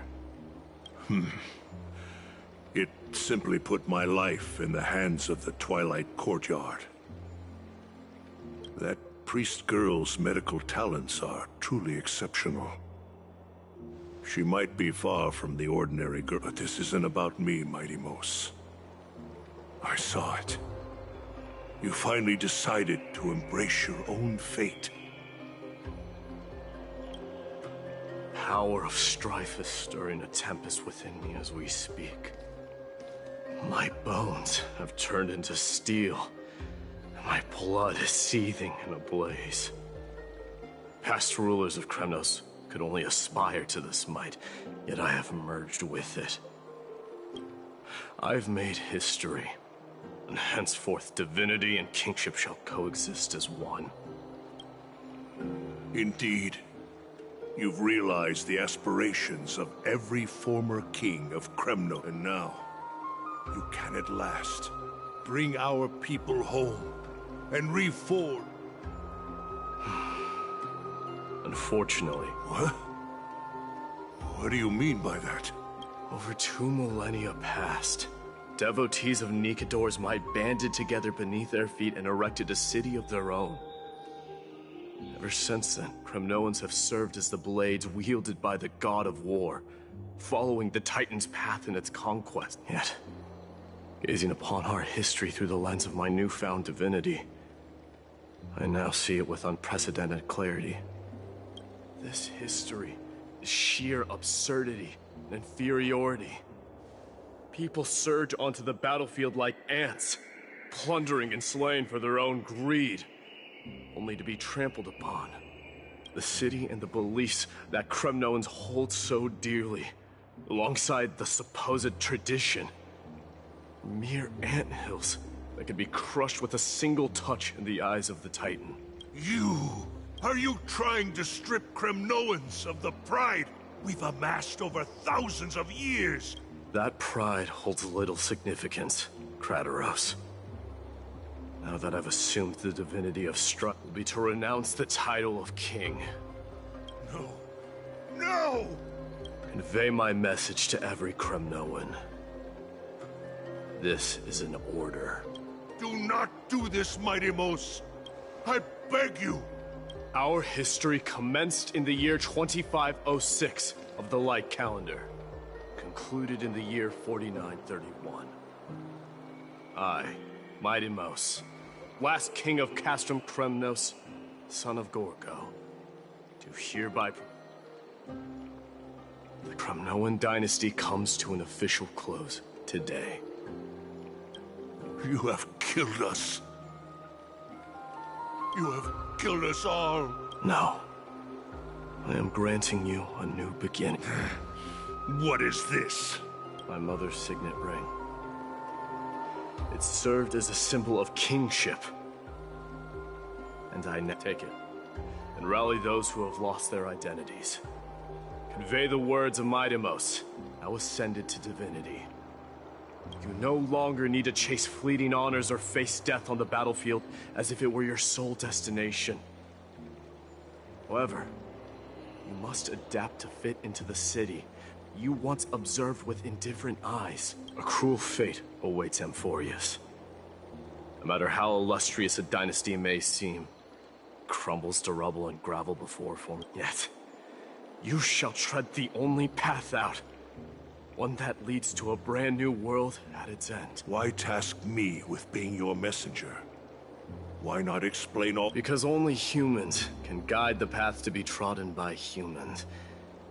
It's not the lot of humans who crave the power of gods and split humans who stand ready to raise their shields high to protect the lives behind them. I failed to save that child. That is irrelevant. As demigods, they have long been prepared for it. What truly matters is that you showed up there and shielded her. The one who persuaded Aglaya to set me free that night. Was that you, Mighty Mos? Yes.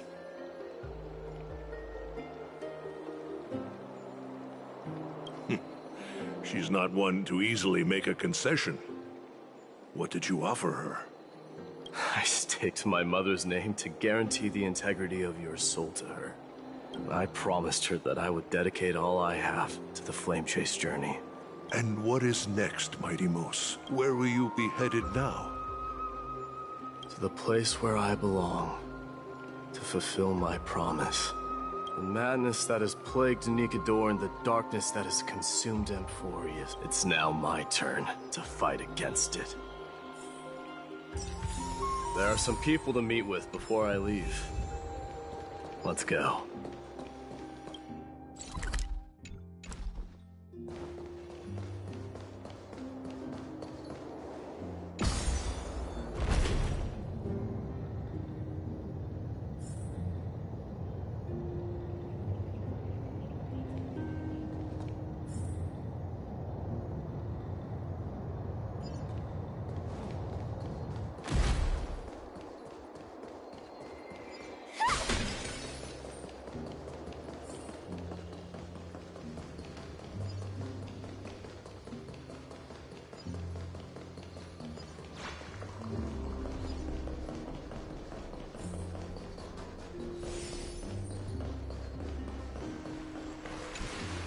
You're here, my Demos.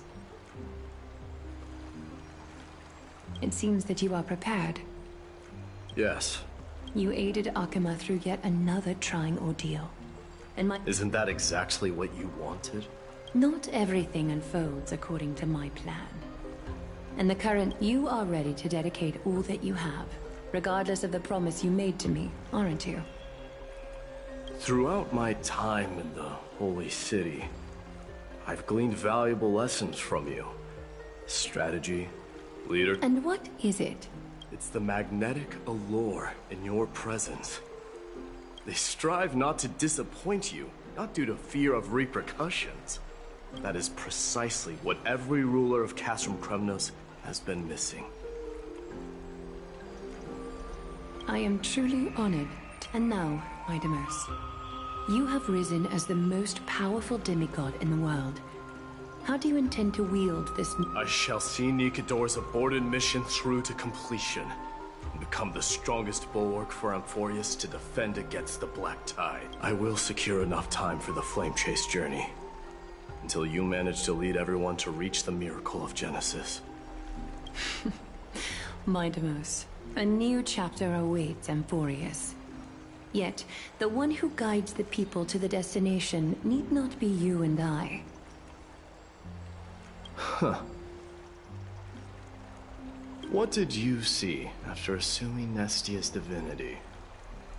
Despite the passage of 1,000 years, every word of that prophecy remains as vivid as ever.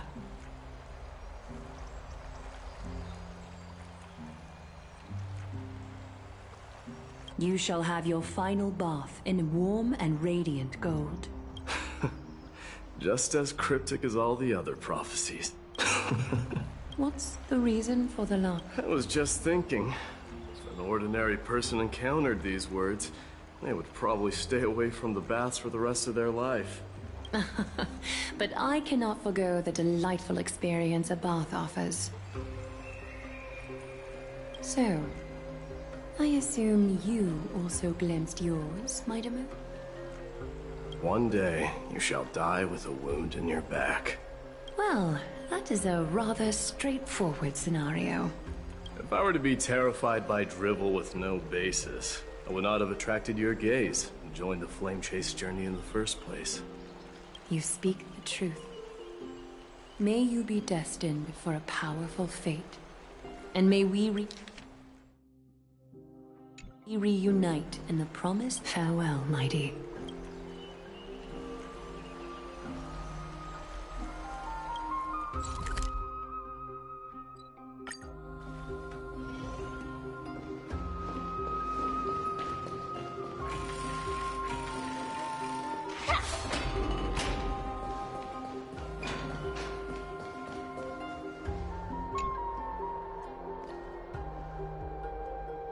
Outlanders?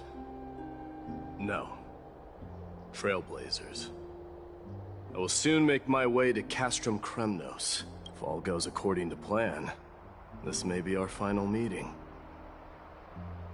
I just want to let you know that I appreciate everything you have done for Amphorius.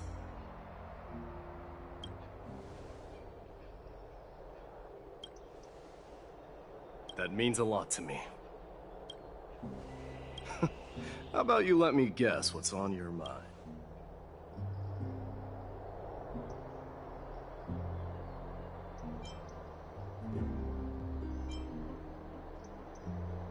Are you gonna say something insane again, Trailblaze?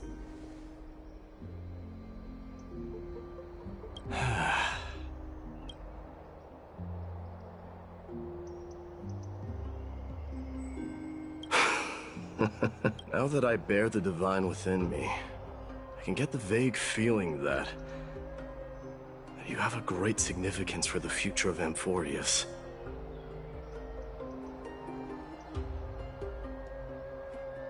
With this departure, I fear that I will never again return. Can I entrust you both to watch my back? And to continue supporting the Flame Chase journey in my absence?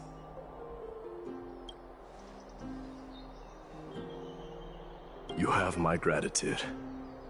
Then, Yes?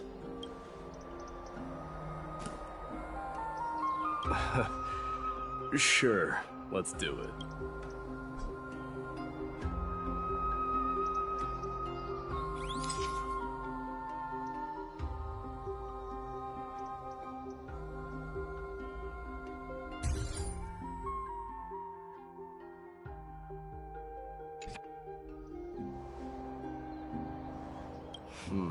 Well, feels peculiar, I suppose. I'm not talking about your photographic skills. It's just that I rarely take photos. But this one, it's pretty good.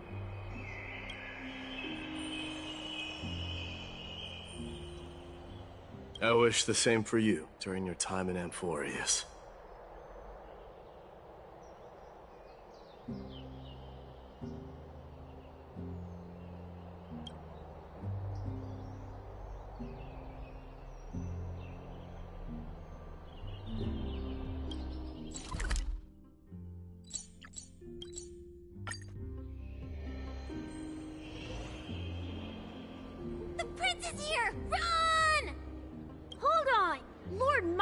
Isn't the prince anymore. He's now the guardian of Amphorius. What's going on?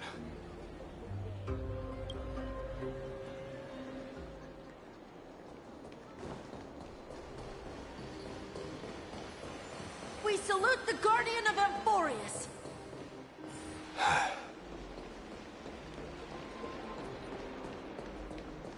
We salute you. May triumph all. We dedicate our farewell. It's been a while. I should have known you were the mastermind behind this. Hey, don't go pointing fingers without cause.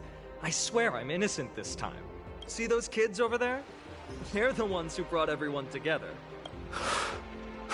I admit, that took me by surprise. Were you seriously just going to sneak off without a word with me? Well, I was actually on my way to bid farewell to you, but ended up running into this.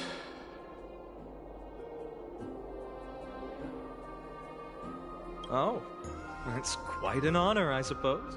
We better not leave them waiting too long, don't you think? The road to Castrum Kremnos from here is long. Perhaps it wouldn't be a bad idea to take a moment and...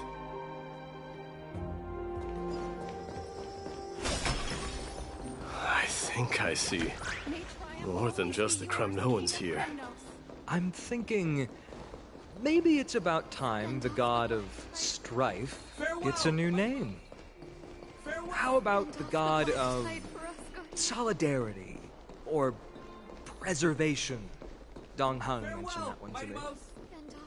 I recommend that you steer clear from any situation that calls for naming the... All right. It's about time for us to part ways. Any final goodbyes you want to share? This might be your last chance.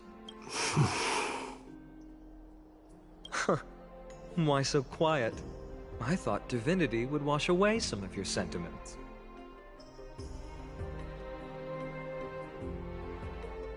Do you truly feel as carefree as you seem, or... You know what? You sound just like Aglaia at this moment. But you're not off the mark.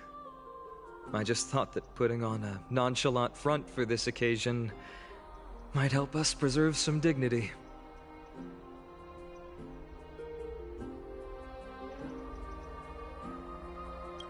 I can see through your deception, even without the power of mind reading. Am I really that terrible at controlling my facial expressions? Well, with that said, thank you for aiding me in defeating my archenemy, Midamos. No need to thank me. This triumph brings no delight, nor does it signify closure. You understand that more than me. Indeed. In the end, I still haven't unraveled the mystery behind that black-robed swordmaster. And I can't even ascertain their demise. Maybe I've never managed to cut off my destiny. But that matters not. Pain may be cured, but scars remain, and this should not be effaced. Even with the divine might of Ornyx, you cannot stop the past from leaving its marks in our blind spots. Can you genuinely let go of everything as soon as that Swordmaster is dead? That's impossible. Revenge is merely an obligation that must be carried out, and no one can find mental fulfillment through it. You're right. Look forward. Chew up and swallow your past. And make sure emptiness and bitterness are not the only flavors you know. Remember that there is a whole world behind you waiting to be saved.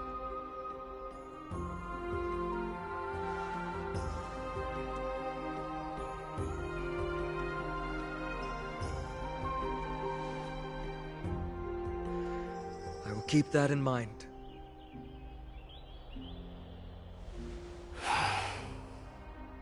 I have a final favor to ask. Please look after the Kremnoan warriors in my absence. They will undoubtedly face challenges while assimilating into Akama. It is my sole regret that I cannot stand by them during this time. Do not worry. Leave it to me. And, while I'm at it, I'm going to find out if the Kremnoan language is really missing that many words. The Kremnoan philosophy can never be encapsulated in a mere dictionary. But if there's a chance in the next life, you should come visit my library.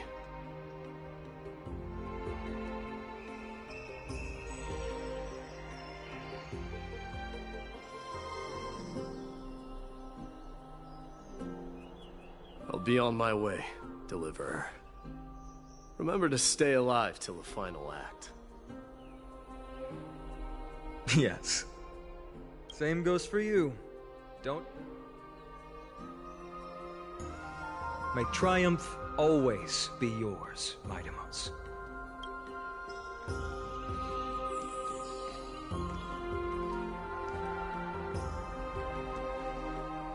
Oh, right. One last question. Go ahead. You better not leave any regrets behind. Are you the one who told Cartonis about the signet ring? Well...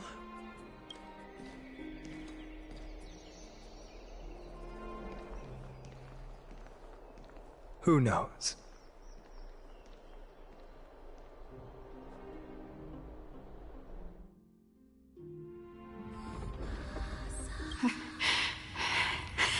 Get up, my son. Yes, Mother. Mother, there's something I want to ask you. What is it, Midamos? Why must we learn to fight? It is for glory and honor, my son. For Kremnoans, mastery of swords and spears is ingrained from birth. And the battlefield is our destined end. Is that really the way it is, Mother? What makes you say so? Because you don't sound entirely sure. You're right, Midamos. I once believed those words, without question. Until your father. It was at that moment I realized how everything I believed in was utterly hollow. I no longer put my faith in any oath or doctrine. That of your mother, Midamos. That dream always ends there. Kratarov said that shortly after my fall into the sea. My mother challenged my father to a duel, yet each night she would show up, waiting by the flickering firelight. I always anticipated the sequel to that dream, believing she had more words of wisdom or guidance to offer. But now, I think I finally come to understand. That is all she wished to tell me. And now, I too am left with but one role.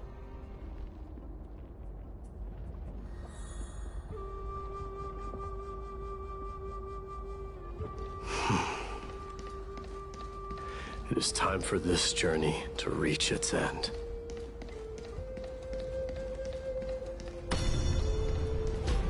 Look! Midamos is back! Glory belongs to you! We've got fresh pomegranate juice. Wanna try some? We meet again, Your Highness.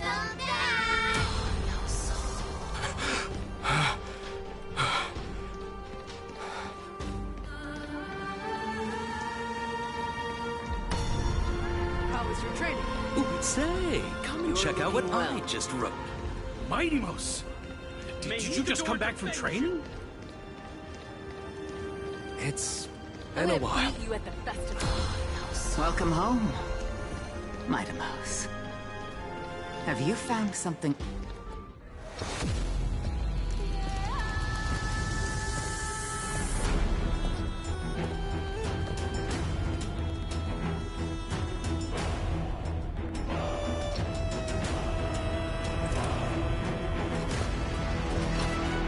The son of Gorgo will be crowned in blood!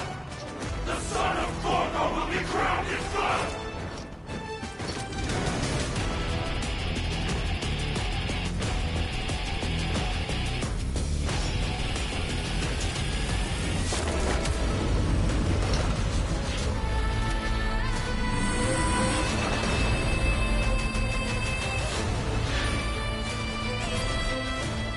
Mother,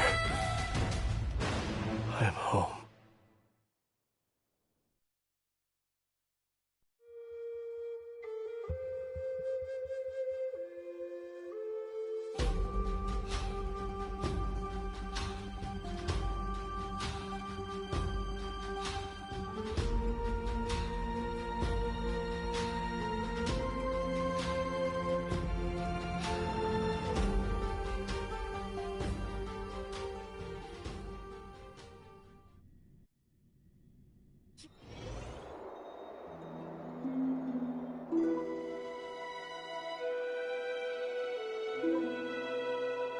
We smell sunlight and the wind of Akama.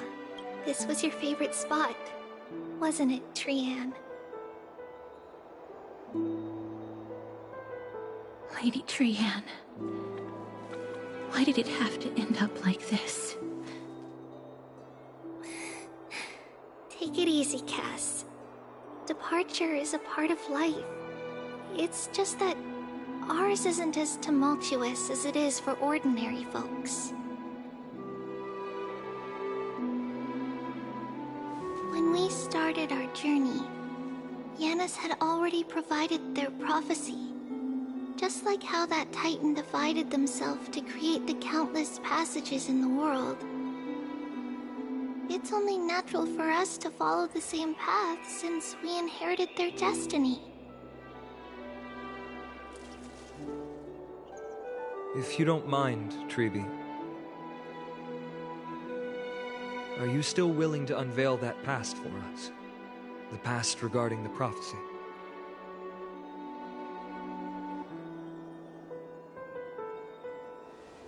What do you seek to learn, Snowy?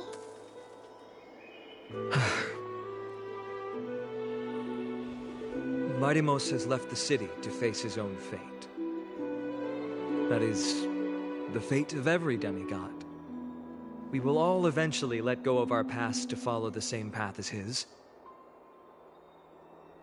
So, what I want to know is, as Amphorius' first demigod, what compelled you to take the first step on this journey?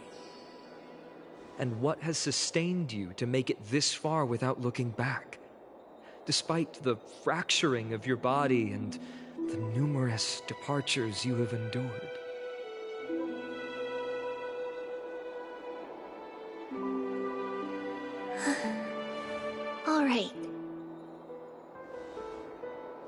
Teacher, are you sure about this? Dee is already doing what he has to do. What reason do we have to keep it from them? Let's go, everyone. Let's go to the Abyss of Fate and see how it used to be.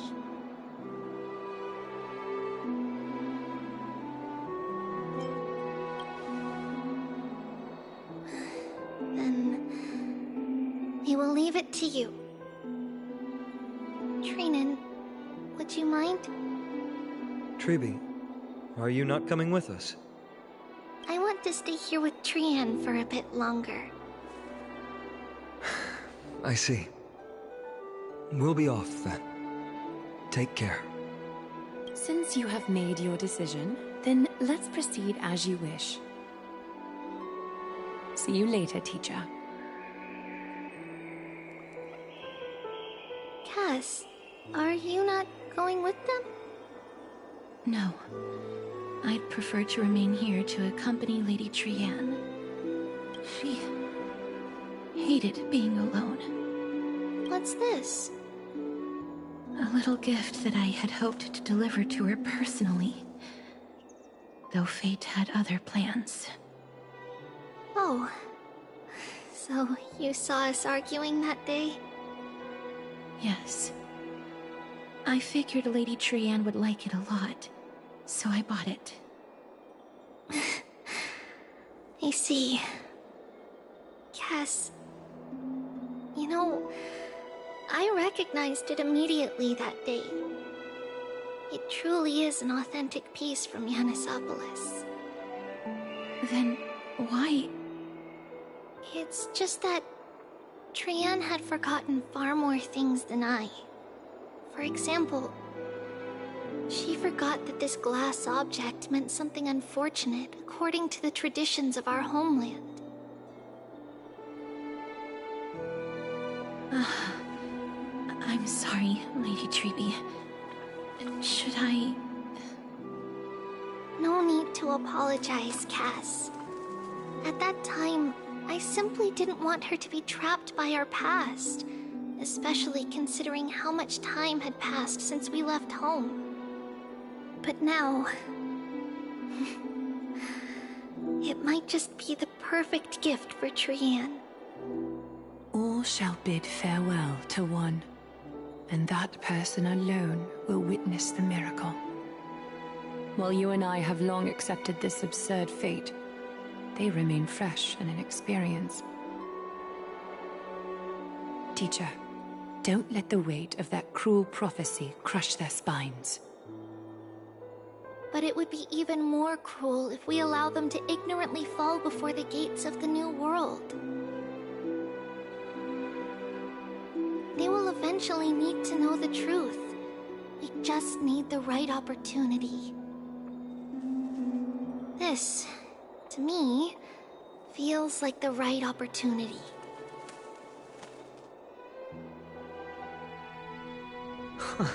So, this is how the Temple of the Three Fates looked back in the day.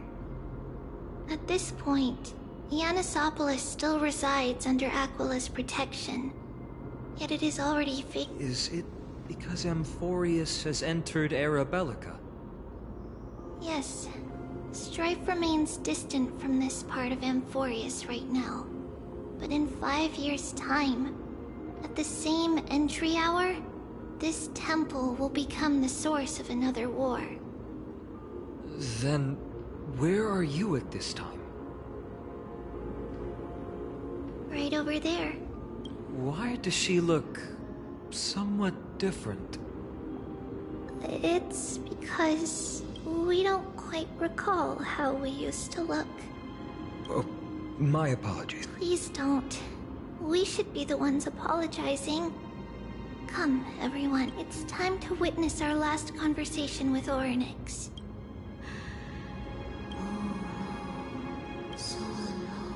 You're here, Orynyx.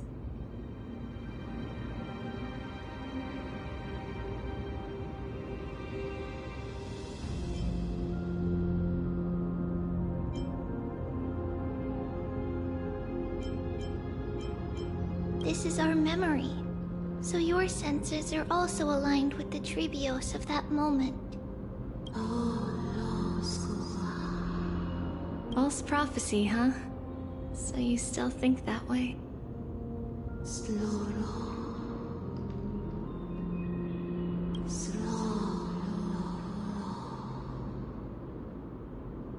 But the Black Tide has already arrived, and Yanis remains in slumber.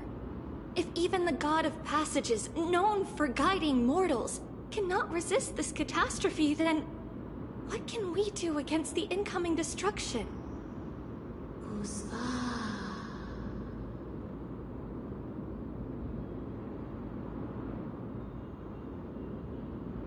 Those chosen by fate would never have their family taken from them. And how can I alone remain safe and secure while watching the entire world crumble before my eyes?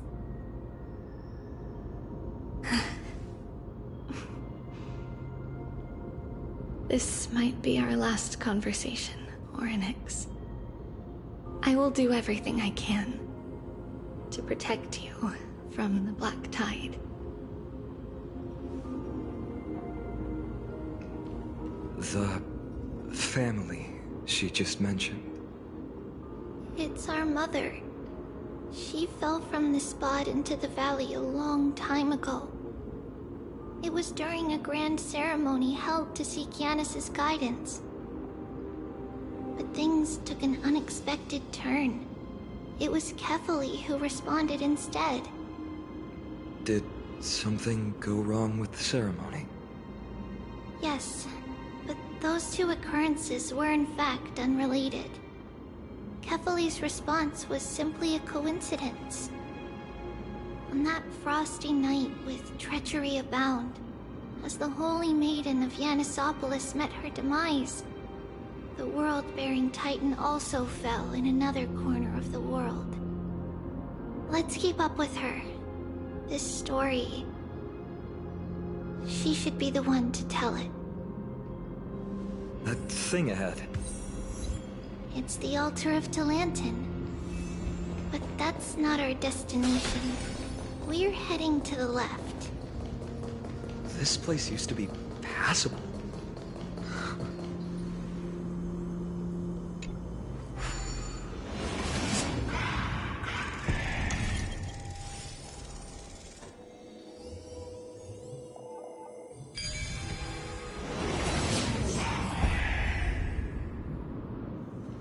Impressive.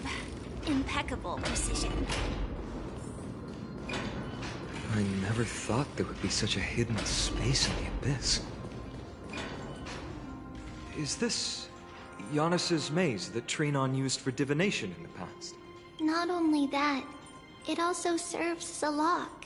Our child... This is the largest puzzle I've ever laid eyes on. And it even acts as a door lock. Should have expected something like this in the homeland of puzzles, I suppose. Just follow the designated path and let the stone ball fall into the pool twice. Seems pretty straightforward.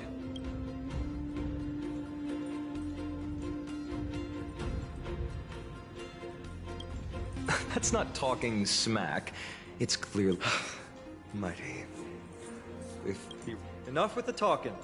Let's just get started.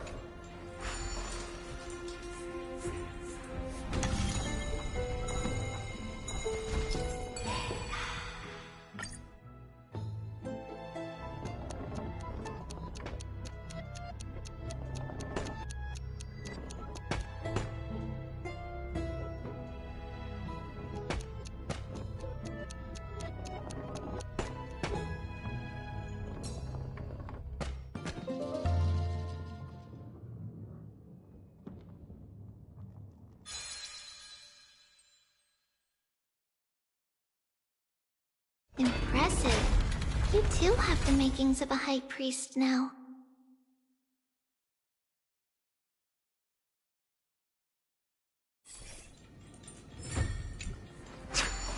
Getting that stone ball to the endpoint looks pretty tough. My hands are shaking just from looking at it.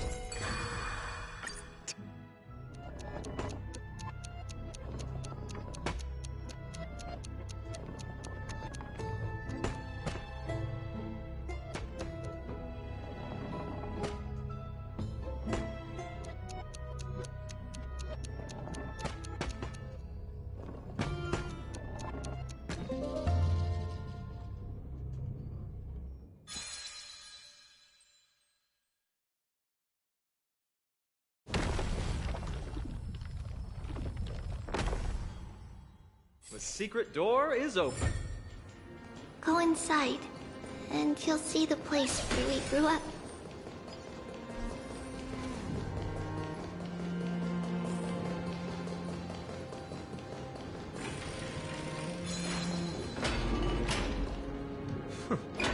You grew up in a place like this? By the time we were born, the role of the Holy Maiden had already diminished to a mere title.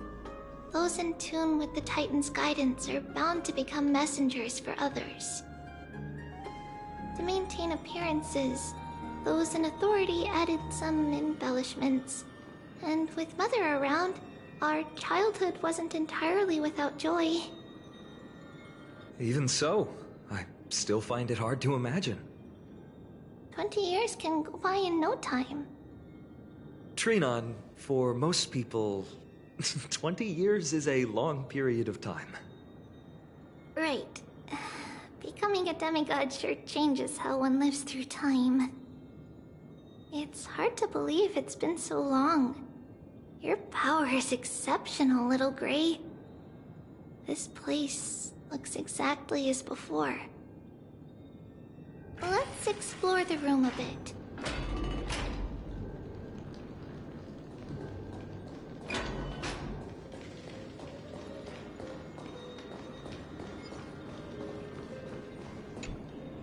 There's so many boxes here.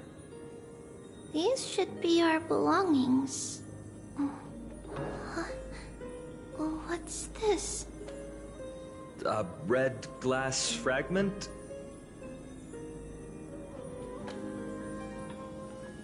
We were still very young the first time we saw it. Mother came back with a beautiful glass piece, but her face was streaked with tears. She simply placed it on the table. It looked so sparkly that we couldn't resist playing with it, but we ended up breaking it by accident. Mother didn't get angry. She simply held us quietly for a long time. It wasn't until we were older that we learned in Yanisopolis, if someone gloriously died for destiny, the Holy Maiden must pick a piece of glass from the volcano's quarry and polish it, then give it to the deceased's family. On the day Mother returned with the glass, her friend lost his life on the battlefield. Since he had no family left, Mother had to keep it herself. Later, on the eve of the ritual, Mother also gave us a beautiful piece of glass. Let's move on to the bedroom.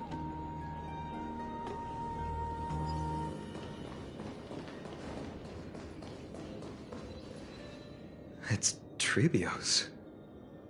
Just as expected. It's time to get going after all.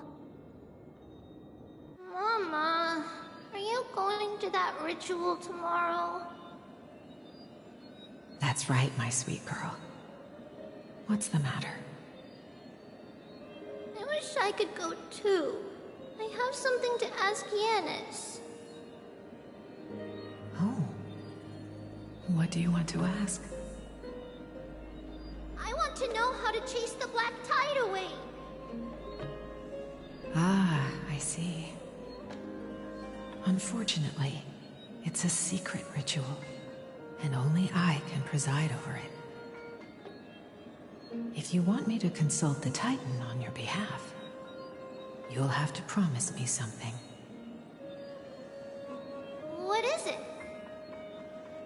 Be a good girl and go to sleep now.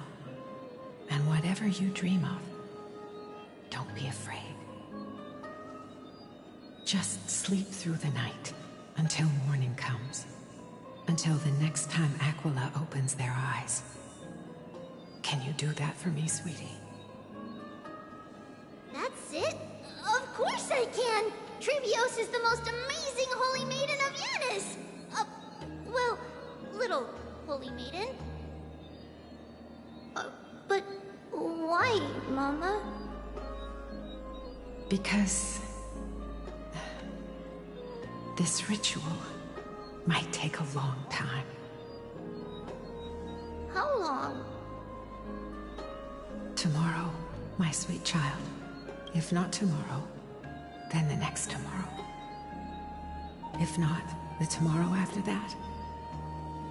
But if I still haven't returned for a very long time, that means the ritual has succeeded. It means I've found a way to chase away the black tide and reach the new world on the other side. But for various reasons, I can't return to bring my sweet girl with me. But I'll be waiting for you there. As long as you stay brave and kind, we'll meet again in that new world.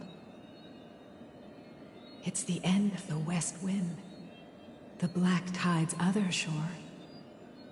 A radiant sea of flowers, blessed and protected by the gods.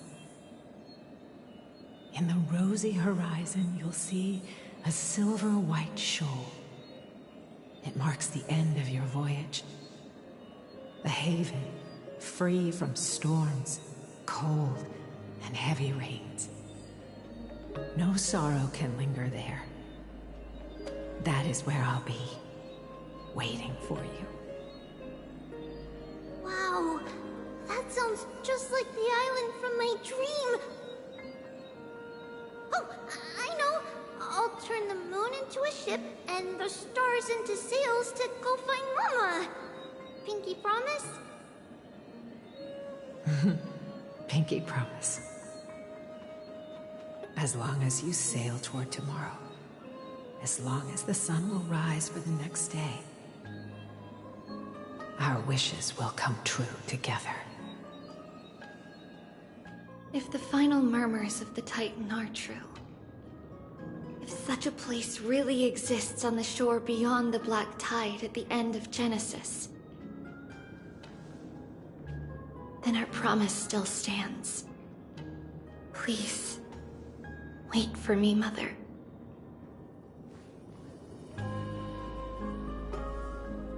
After those 10 years of darkness, when Aquila opened their eyes for the last time, we finally set off.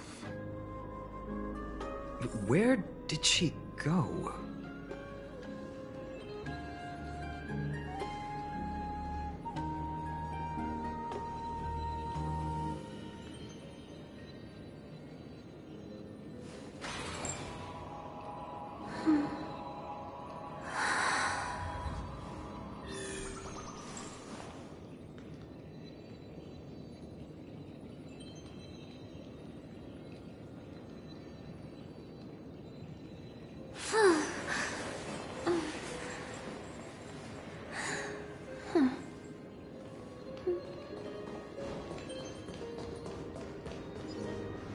This way.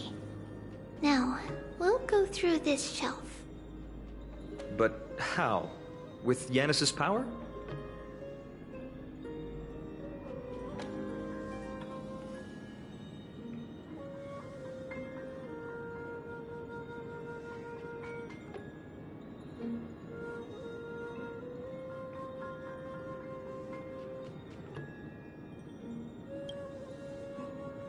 No, we hadn't acquired their power back then.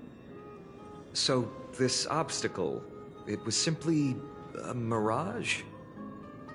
Yes, the answer is right on the shelf. Go ahead and give it a try.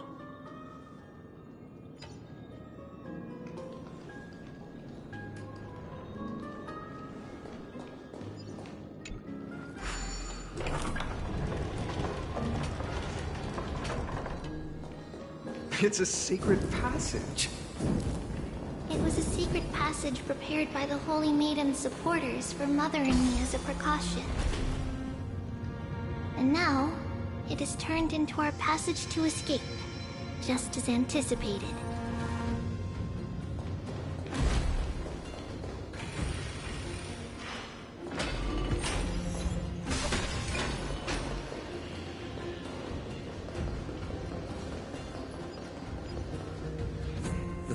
The temple was in quite a state. Did No surprise at all. while others were willing to clear the way for the Holy Maiden. I can't move it. Can't. Time Titan? Someone will help me. Someone will help me. Just like this. Regardless of our actions, the past will remain unchanged. It was someone else who helped Trebios in the actual. We don't remember the details.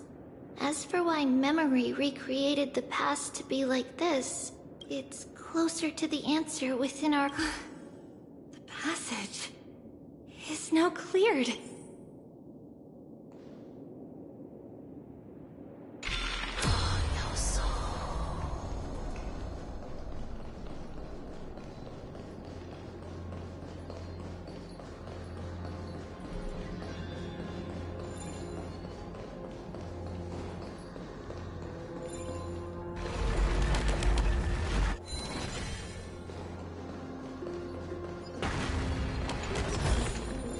Inspection complete. Nothing suspicious.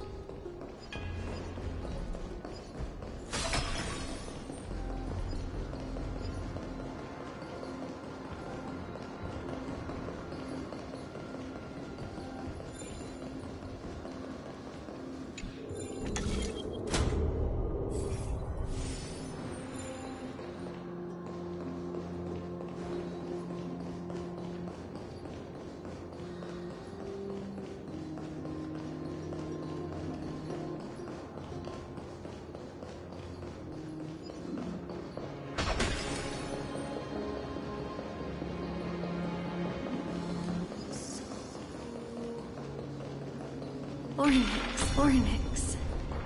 It's you again.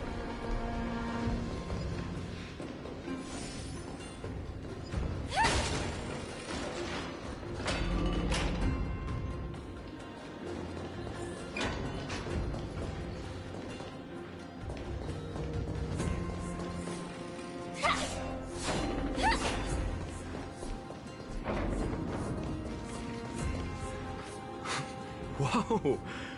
It looked truly magnificent back then. All these people, they're just civilians, not enemies, correct? Mostly, but it might not be the case later on.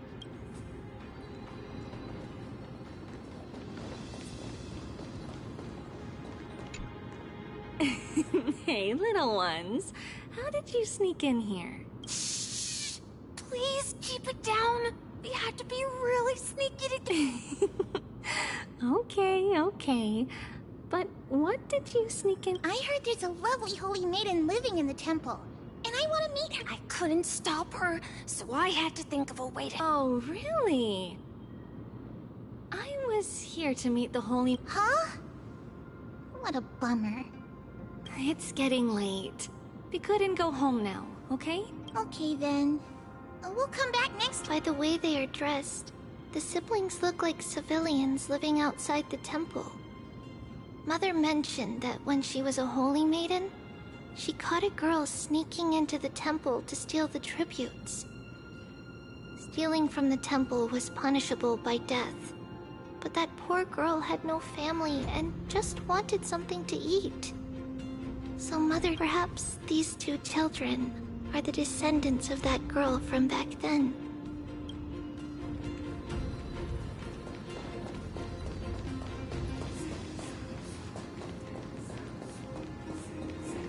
Ah, Lady Maiden.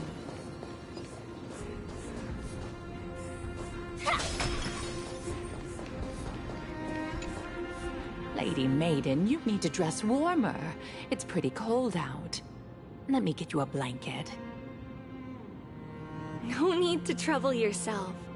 I'm just going for a quick walk. All right, but please take care of yourself. Your mother made us promise to look after you before she left. It's been a while since I last saw you. I just realized you've grown into such a beauty, just like your mother.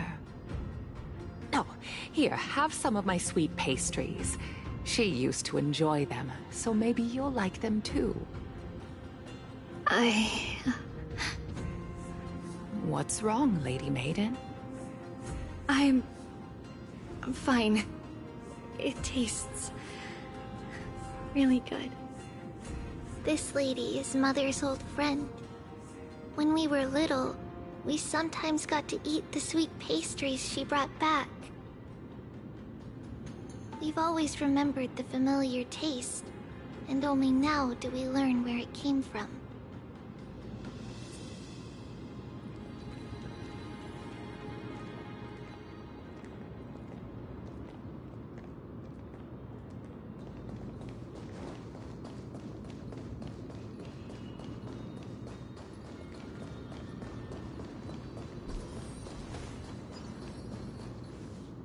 Apologies, Lady Maiden, but the Yanis vault is under maintenance today.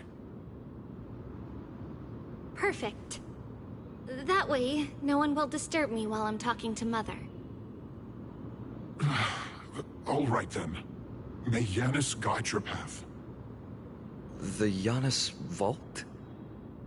It's where Yanis's heart lies and the core flame is kept. Just enter on the left. It's also the place where Trebios was born.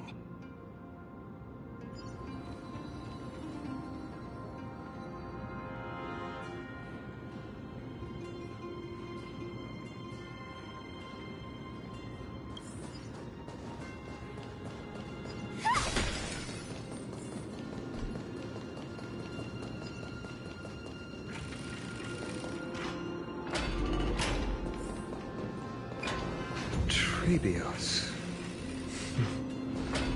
What does that name actually mean? The one with 3 lives. Mother believed our birth was blessed by the 3 titans of fate. She named us that. Looking at how things have unfolded, fate might have had a role in it.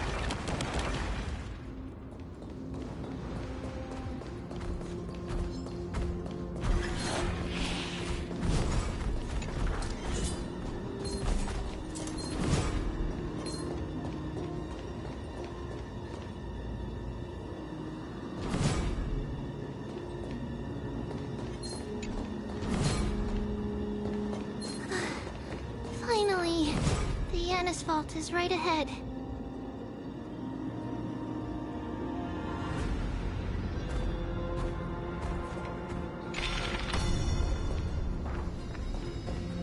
May Yanis guide.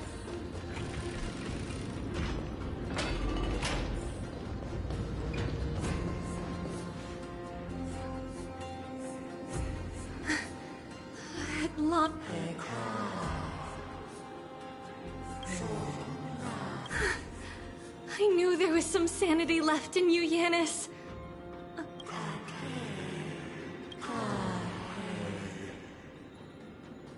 No, Yanis, I've come here to take on.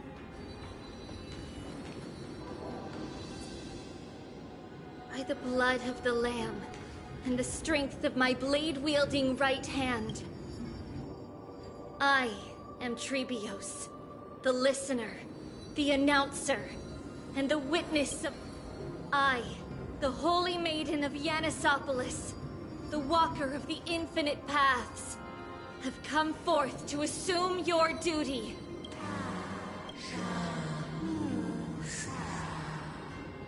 Just as I wished. This journey promises to be a long one, with 1,000 selves to accompany me.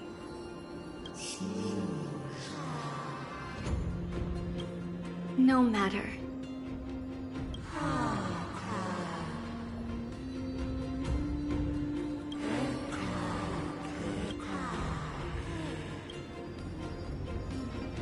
Without a doubt, Titan. Let the prophecy shatter me, so that I may open a myriad of paths for this imperiled world.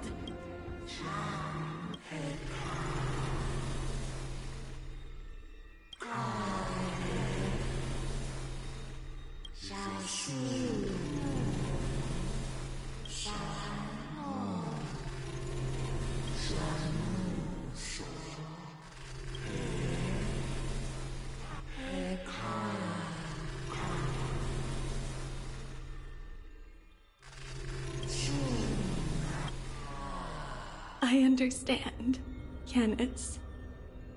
Thank you. Now, me.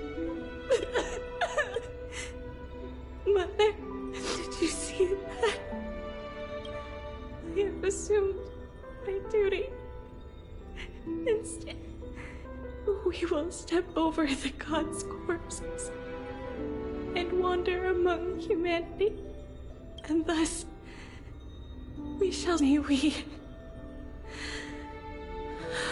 follow the myriad paths trodden and reunite at the end of the West Wind.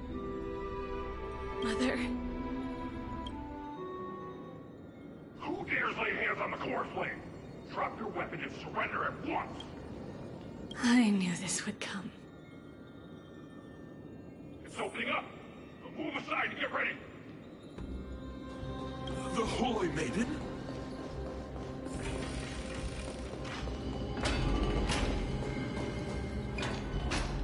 What's happening here? Lady Maiden, where's the thief who stole the core flame? Look at what she's holding, you buffoon! She is the thief! Take your positions and ready your arms! We're taking back the core flame! What? Come forth, loyal guards. At least do it properly. Pierce me in the chest. What are you— This is your last chance.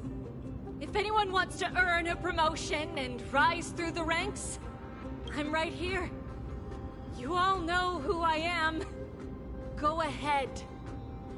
However, if there's still any loyalty within you, step aside for the Holy Maiden. Otherwise, by the decree of the Holy City's Codex, anyone who dares to harm the Holy Maiden— Captain, what should we do?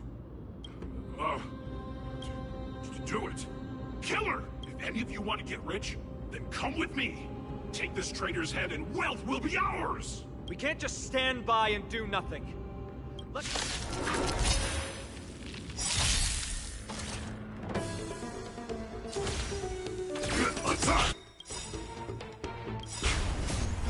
Until everything burns to ashes! The mood is set. Let the show begin! Fight to live! Take your positions. That'll take more than nap time. This is more sense than the seas of blaze! How's that? Could the Titan actually be a— That woman is the traitor! Let's keep up.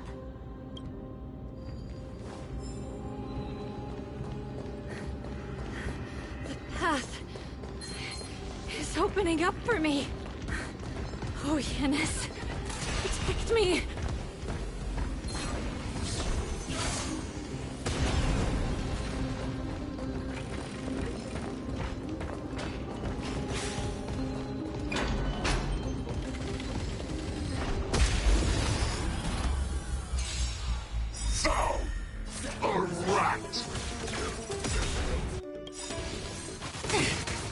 Like firefly until everything burns to ashes! Fight to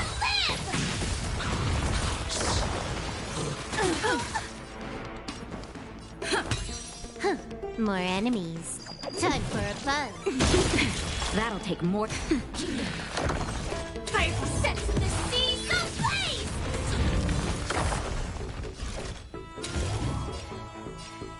Fight to live! Take your positions.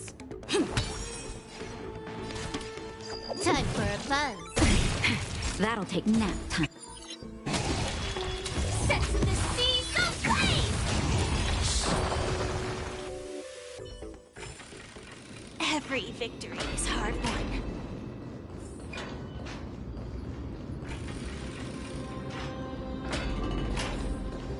The main path is likely well guarded. What do I do? Just as I thought. Inside!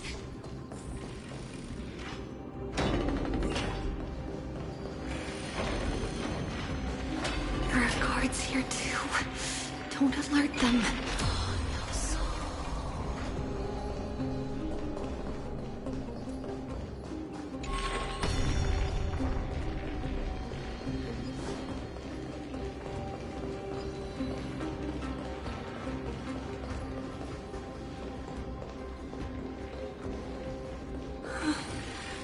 Long last.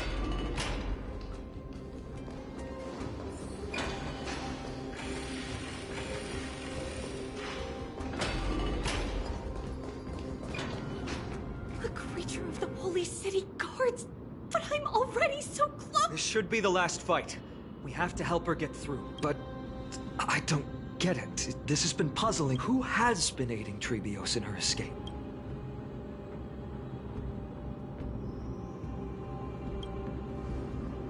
Well, history might be blurred by memories. Seeing how the whole city, if she pulled it off alone, were we too involved in this process? Trebios had been on her own since she entered the vault. But what did we truly mean to her? You'll find that answer. In that case, let's focus on the mission at hand now. Let's do this, everyone! I'm okay. Target sighted. All units on alert. This combat needs optimizing. This is double speed.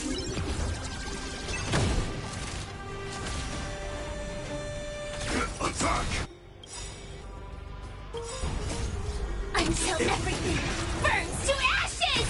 The mood is set. Let the show begin. This is more than a battle. Fight to live! Stay in step. Can I have fun this time? Time for a buzz. Naughty child. Nap time. Firefly Type 4 in position. Set the seas ablaze! Take your positions. More enemies. Time for a buzz.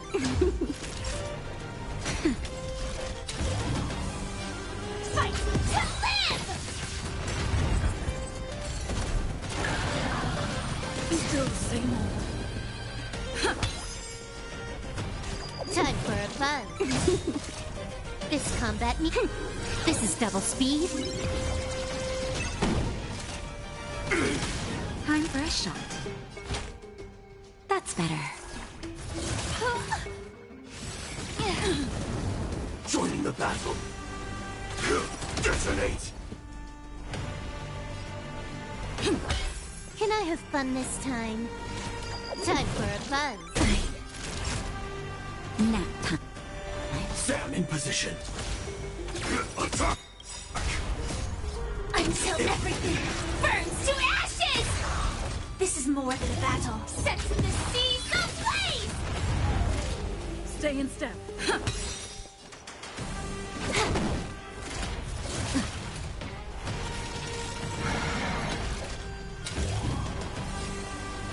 Fight to live!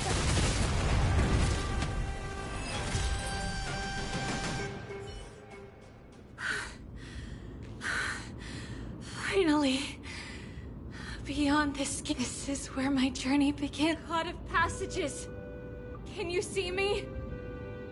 I will complete the path. No response after all. I can't stay here much longer. Well, looks like this is the end of the memory. Not yet a question that has been puzzling you. She's about to reveal the answer. But nothing happened. What was making her or you hesitate at this moment? If she had known this flame-chased journey would proceed as the Titan foretold, bringing about great suffering and fatalities, including her own, would she still have chosen to walk through the gate and start her journey? I think the answer is already within you. And you've made your own decision. What? You can hear us? Not really. She can neither see nor hear us. Yet she knew that one day, someone would return to unveil this dust-covered memory. We can never know for sure who helped us back then. But that kindness was forever engraved in our hearts, motivating us to move forward. Time has modified this memory into a special letter, so that we do not forget our original intent. It's a letter written by Trebios of the past and sent to her future self. In this memory, it is Trebios of the future who overcomes all difficulties for her and sends her on a long journey toward the tomorrow where we are. Yes, you'll remember it all. And then find your way back to the gate where everything began. Here, I will set sail toward the distant horizon.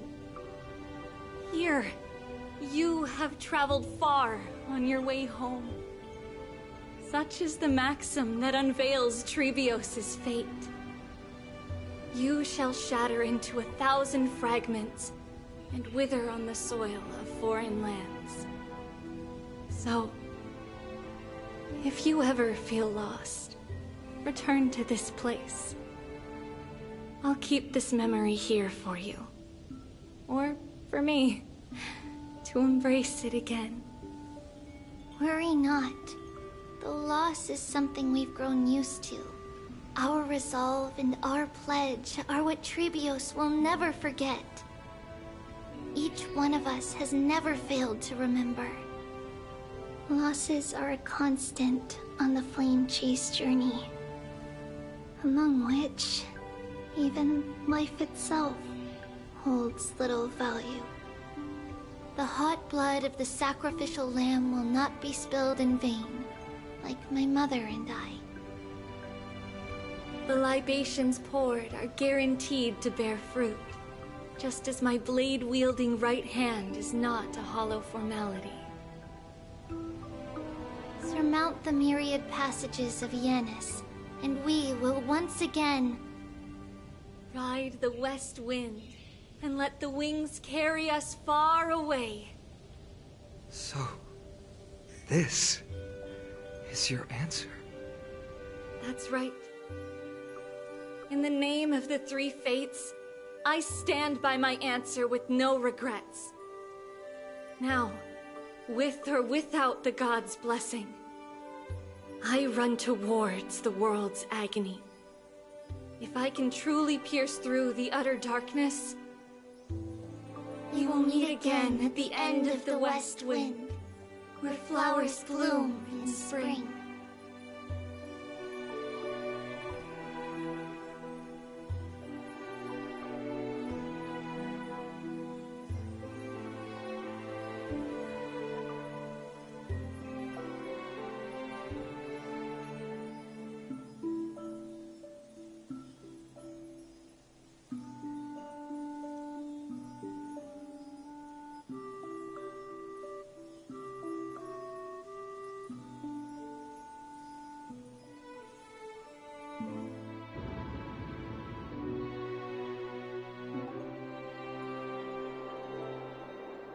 Lady Trebi, do you still think that everything will be fine tomorrow? Yeah, that's what Trianne would say as well.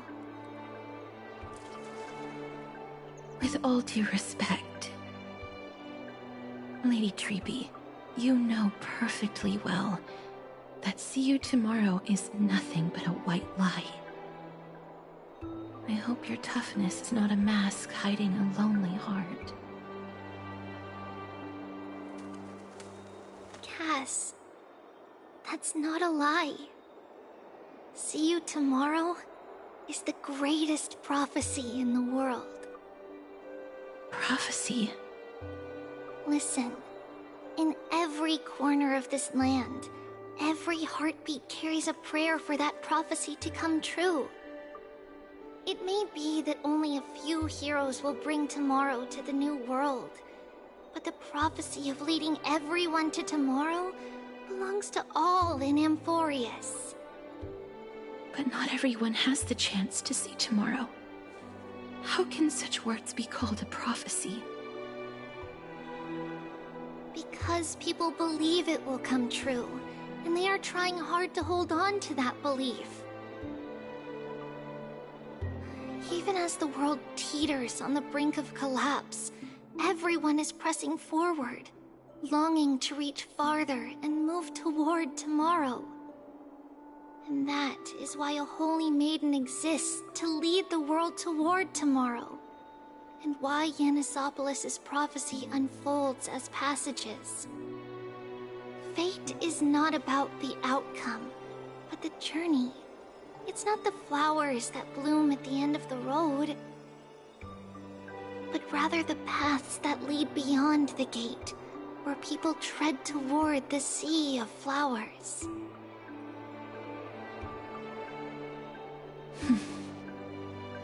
So, Cass, if anything is troubling you, just set it aside for tomorrow. There's no difference between demigods and mortals. The troubles we encounter can only be resolved by our future selves. Reflect through the long night. Wait for the dawn as you think. Then set off at daybreak.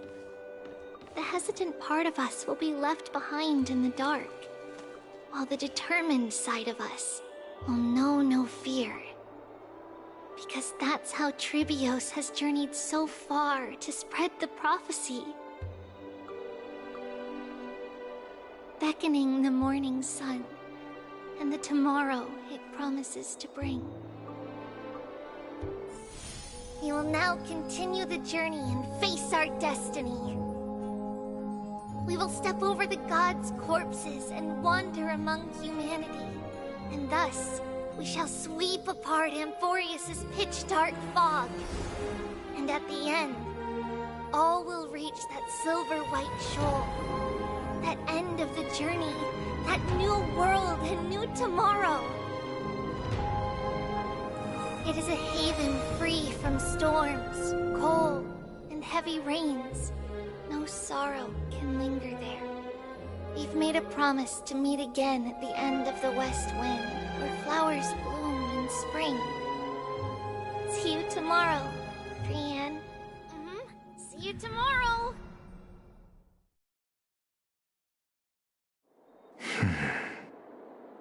Child of humanity, surely you are not waiting for the arrival of night. Nights do not fall upon Akama. That's why it's futile for you to wait here. Honestly, I didn't expect the renowned Reason Titan to behave like this. And that's all thanks to you. If your soul weren't as prickly as a hedgehog, I wouldn't have to act this way. If you were more accommodating, you wouldn't be opposing me all the time. And It was you who insisted on implanting the core flame in me. Forget it. Cut the sarcasm and just say what you need to say. Fine, fine. There's not much left in your soul. If you don't do something soon, I will have to take over this body. If I'm not worried, why should you be? I know what you're planning. You just want my help answering the question. What exactly are we? Correct? It's good that you remember. Thus, equivalent exchange. It's only fair. Then rest easy. The answer will soon be revealed, and you'll have to return my body shortly. Is that true? Certainly. I initially thought this extremely frail state would hinder me from getting my body back. But I didn't expect the answer to be right within it. That saved me a lot of trouble. I don't even need the black-robed swordmaster's ceremonial blade. That's certainly worth celebrating. Regrettably, I can't carry out the upcoming experiment alone. The girl who's walking with death, is she fully prepared? Be patient, Titan. If we're always so guarded, how can death reach us easily? Unfortunately, on behalf of Okima, I must ask you to slow your pace. I forgot about you. My apologies. A child's words are always carefree. I'll just dismiss these words as nonsense from a cheeky child. Come now, conceited performer. It's time to address your relationship with that Titan. What if I refuse? Provocation will only tip Talantan's scales further toward your demise. There's no need to go to such lengths. Oh, monster neither human nor divine.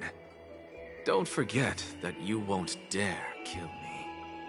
If you snuff out the core flame of reason, what else can you use to stand against the Council? Do you two mind if I cut in? I warned you. Do not interrupt me. I just have been meaning to ask. Does death really matter to you? What do you mean? What I mean is, before I implanted the core flame into your heart, you were already a silent, cold corpse.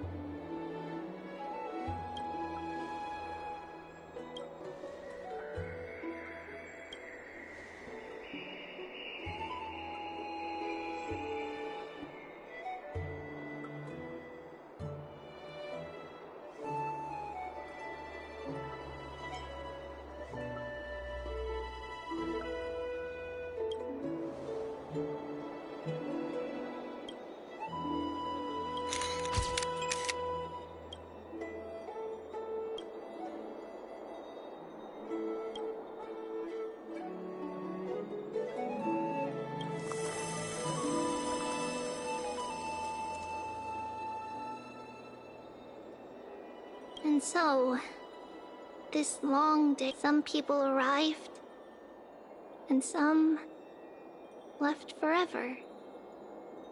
just like every other day of this journey, where we... stumbling.